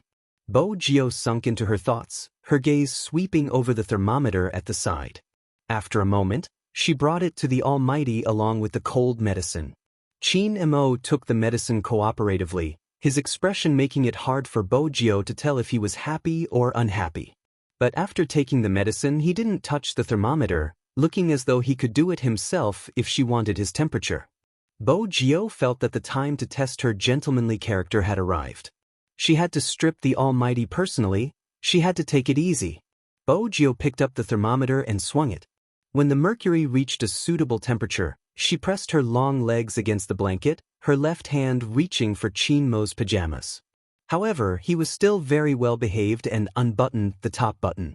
Chin Imo placed the magazine down, looking at the youngster with a deep gaze.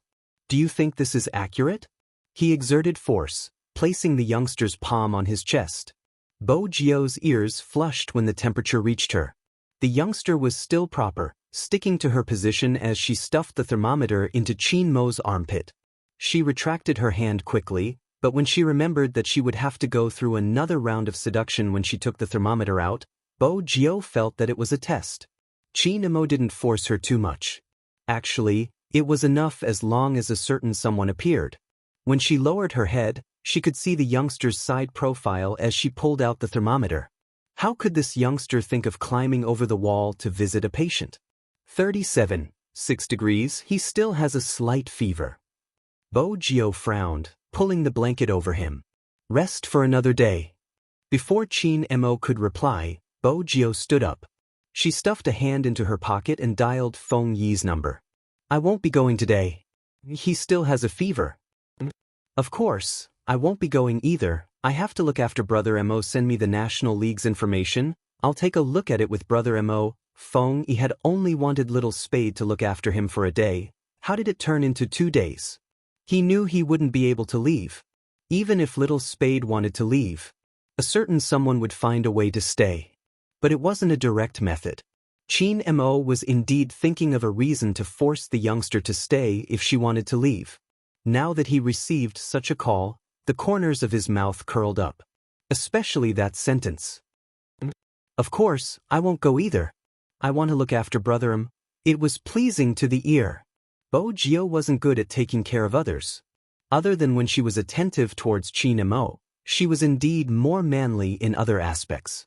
For example, the princess was also hungry and meowed at the young man, asking him to fulfill his promise to feed her fish. Bo Jio thought for a moment. The princess was overjoyed. After that, Bo Jio poured some water for it. "Drink it."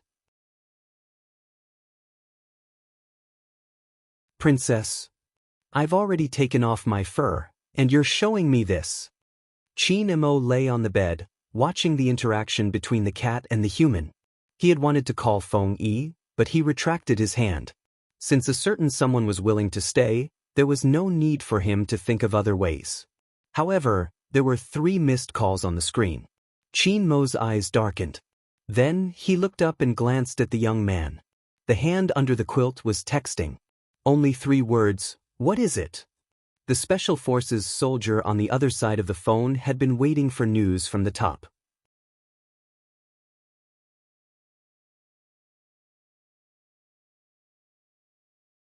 Chapter 762.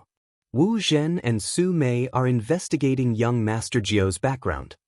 The moment he saw that sentence, Qin Mo's eyes were like the night that could devour everything, dark and cold. Address, details. The moment the Special Forces soldier saw those words, he knew it wasn't convenient for his young master to call. In fact, the Special Forces soldier didn't address Qin Mo as young master just because he was the only son of the Qin family. There was another reason. Not many knew. When it came to international cases, Qin Mo's codename was Young Master. His subordinates would always address him as Young Master when they sent messages.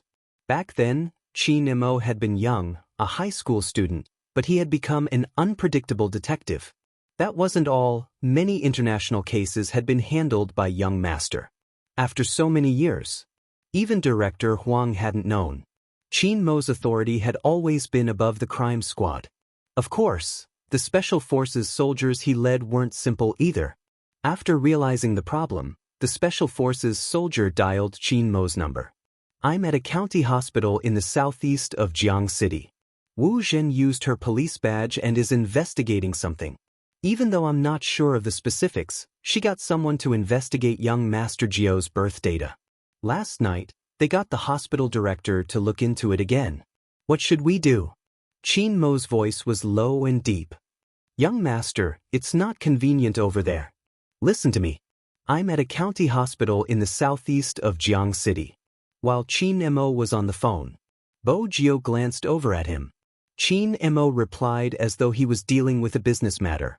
"Since someone is looking for trouble, let's cut her off." It was a code word.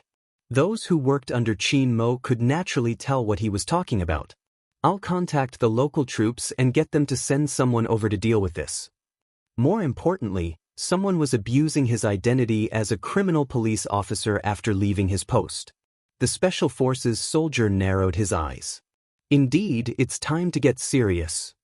Do as you see fit." Qin Mo flipped through the business magazine, his attitude nonchalant. "Remember to send me the information after you cut her off. As for the rest, do as you please." The Special Forces soldier felt a chill down his spine as he listened to the voice on the other side. This time, Young Master must be really angry. Director Huang had made a huge mistake. Or perhaps it had nothing to do with Director Huang, it was a problem with the system. Because Wu Zhen's surname was Wu, they did not follow the procedure to collect her documents. He was still thinking of switching levels. The Special Forces soldier shook his head and jumped into the car door like a leopard. Even when he was driving, he had this kind of drive. From this, one could see. Qin Mo, who could command such a person at any time, was never simple. Bo Jiao was still watching the Almighty.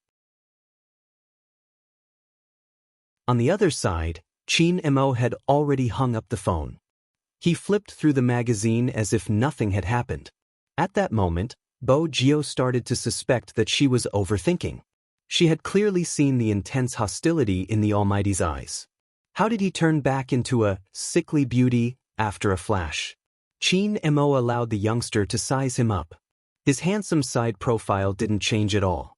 Instead, he looked even more elegant and elegant. The hand that was transfusing the fluid was just casually placed there. He did not know if it was intentional or not. When Bo Jiao saw this, her suspicions disappeared. On the other hand, when Qin Mo lowered his lids, a glint flashed across his eyes.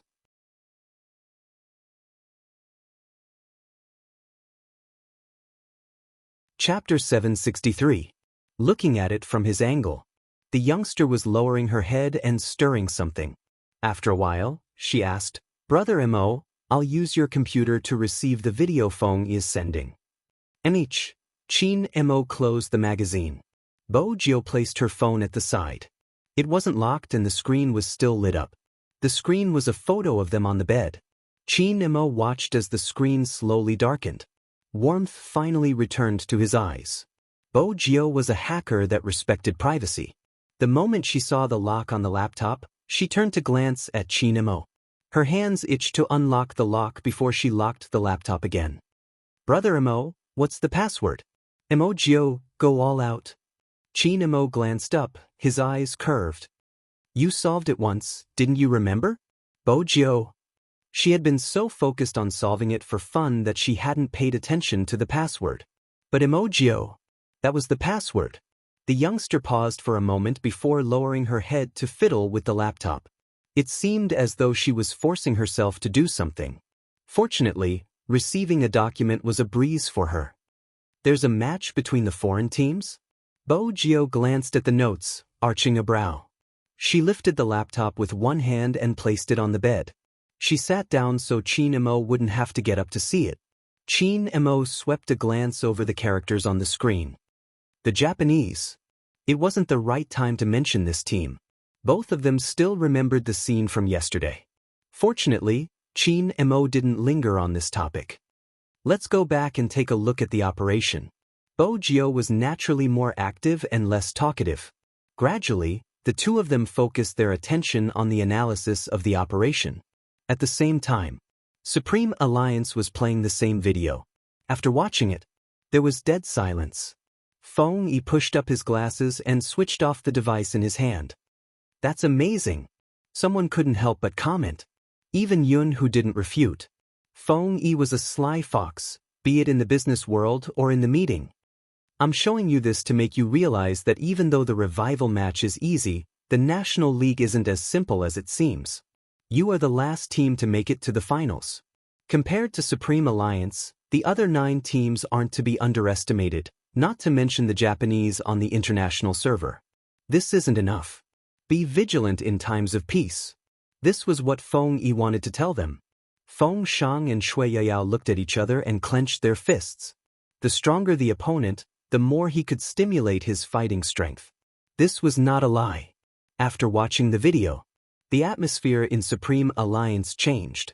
Those who practiced hand speed, and those who studied tactics. Feng Yi walked out of the conference room with a faint smile. The club director who was following him was still very worried. CO Feng, what rank do you think we can get this time? Feng Yi paused. I thought Director Zhang had always known Supreme Alliance's target. Hearing this, Minister Zhang was stunned and smiled bitterly. CO Feng always seems to be so confident. You saw it just now. The opponent is too strong. So what? Feng Yi glanced over. Supreme Alliance has always been strong against strong opponents.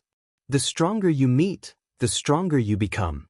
When Feng Shang and Shui Yao walked out and heard those words, their chests felt hot. That's right.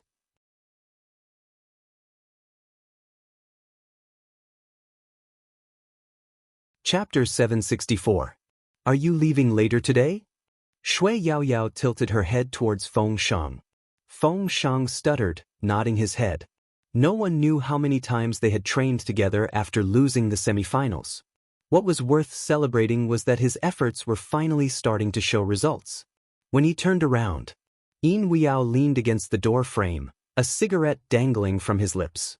You're playing in an internet cafe? I can stay till 9. Shui Yao reported the time. Feng Shang refused to back down. I can stay at Uncle's place. Cough. Yin Weiyao choked. You don't have to stay. Feng Shang was stubborn. Well, why? Yin Weiyao. Would I say I'm afraid of being misunderstood as gay? You're still young, you can all go home. Yin Weiyao flicked his cigarette. Just remember what you want to achieve. Time always passed very quickly during training.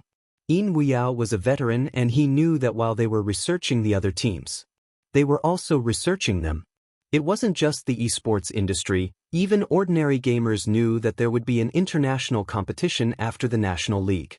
At this moment, the Japanese, who were hailed as the godly team, were trying to calm down the commotion caused by their members the day before. What did I say? The manager pressed his forehead. Don't go out, don't go out. Watanabe sat across from him in a carefree manner. He was still handsome. Well, nothing happened, right? That's because Vice Captain is around. The abandoned doll-faced man was still fuming, pointing at the OK sticker on his face. Look at what you did to me. Watanabe coughed in embarrassment.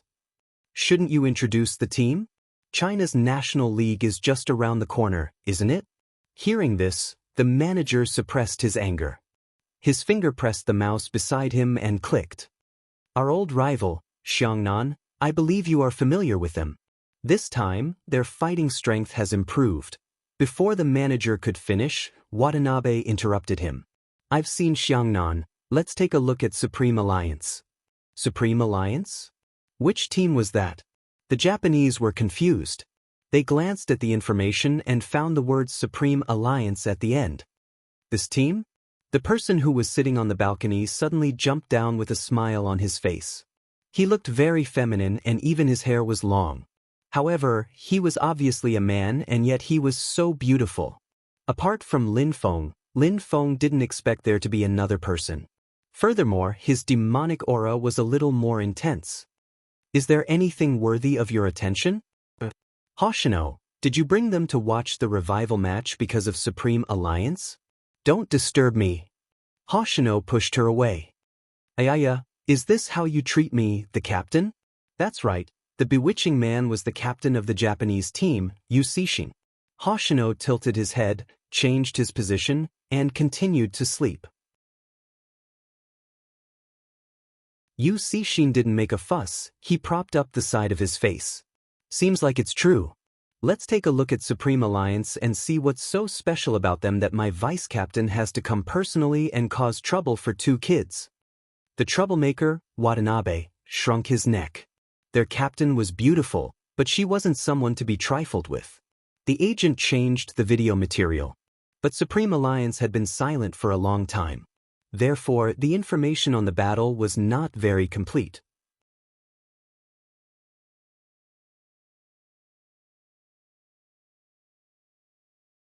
Chapter 765.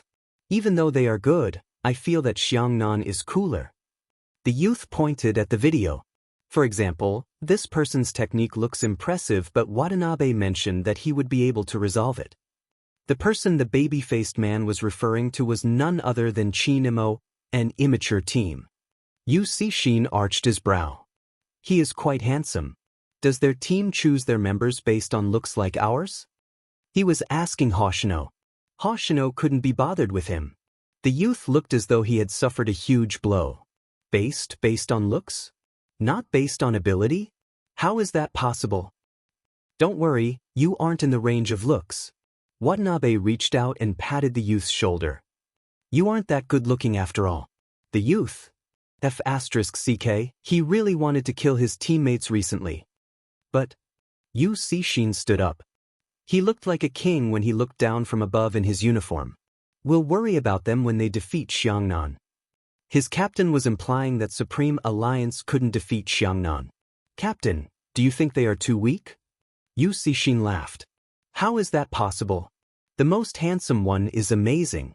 Ayaya, it would be great if we could poach him over.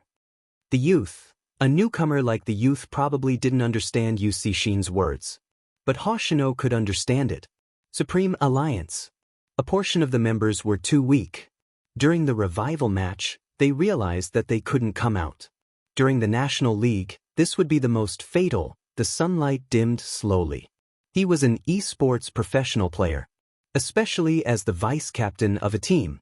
The only person who fell asleep while watching a professional battle was the youngster beside him. Chinemo glanced over at the youngster whose head was on his shoulder. He removed the notebook and pressed his hand on the man's head. Her silver hair was soft, and when it slid through his fingers, it was easy to like the feeling. Bo Jio woke up immediately. She rubbed her eyes with her fists. Do you want to drink water? Or do you want to eat? Or go to the toilet? I'm going to the toilet.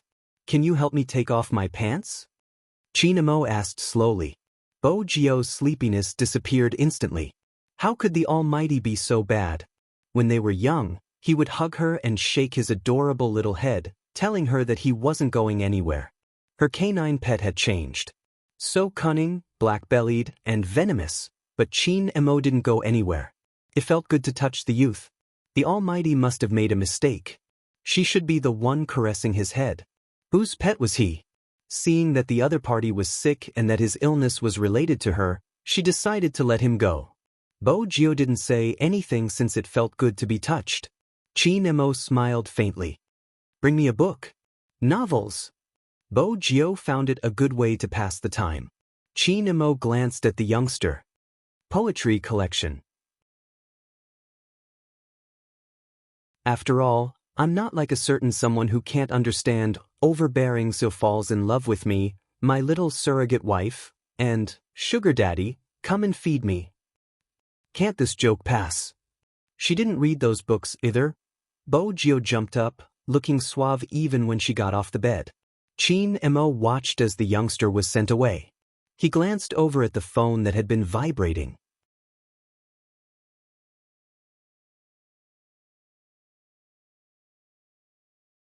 Chapter 766. It was impossible for Bo Gio not to notice him fiddling with his phone. After all, she was more familiar with the sound of any electronic device than anyone else. But she felt that she had to leave some dignity for her sick pet. It was better to act as though she didn't know anything. Besides, the only thing the Almighty was avoiding her to talk about was the crime squad. Bo Gio had her own ways of investigating people. For the time being, she didn't need to use any tricks to get information from the Almighty. Hence, after the notification disappeared, Bo Gio casually picked up a book. Actually, the Almighty's bookshelf was filled with criminal psychology books and financial books. It wasn't easy to find anything else.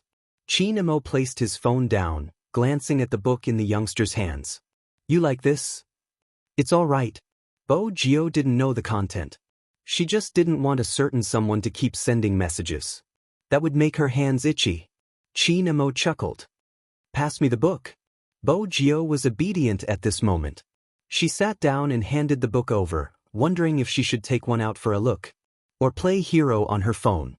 Unexpectedly, she didn't manage to do either. Just then she heard the flipping of pages. Then came the low voice beside her ears. Chin Mo's natural low voice was especially alluring today, carrying a unique quality. I still like you, walking 8,000 miles with the wind, never asking when you will return. When these words rang out, Bo Gio glanced up instinctively. That was when she realized that the Almighty was reading the book in front of him.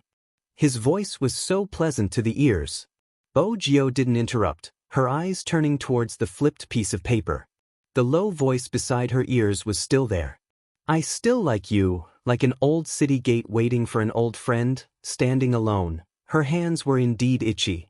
She watched as the person leaned against him, reading the poem. Bo Gio didn't know how many times she had told herself. Kidnapping this person would definitely be troublesome. But she still wanted to kidnap him. Bo Gio lowered her head as she thought about her plan. She didn't notice the warmth in Chin Mo's deep eyes when she lowered her head. When a certain someone stayed by his side obediently and read with him, she was indeed likable. This fellow was still the same as before, liking to stay by his side and listen to his stories. Wait a minute. Why did he say it was the same as before? Chin Mo's thick brows furrowed, followed by an intense pain. The bone-piercing pain was simply unbearable. The book in his hand fell to the ground. The first thing Bo Gio did was press down on his head, panic written all over her eyes. Anchong. Chin Imo reached out and held onto the youngster's wrist, his forehead covered in sweat. I'm fine. Bo Gio was still worried. She had never felt that she was clumsy, but at this moment, she felt that she couldn't do anything right. Is the temperature rising again? He touched it with the back of his hand and found that there was indeed a little. Chin Imo pressed down on her hand. His head wasn't hurting as much anymore, but there was one thing he was sure of. He needed to do a brain checkup. Chin Imo knew that this headache had nothing to do with his flu. It was the same last time. It suddenly hurt. Perhaps not all of a sudden. You're tuning in to the Passion Pages YouTube channel. We're so grateful for your support, and don't forget to subscribe to join us on this incredible journey through captivating stories. Your generosity through donations truly makes a world of difference, as it's the primary source of revenue that allows me to expand and enhance this channel for you. Thank you from the bottom of my heart for being a part of this adventure.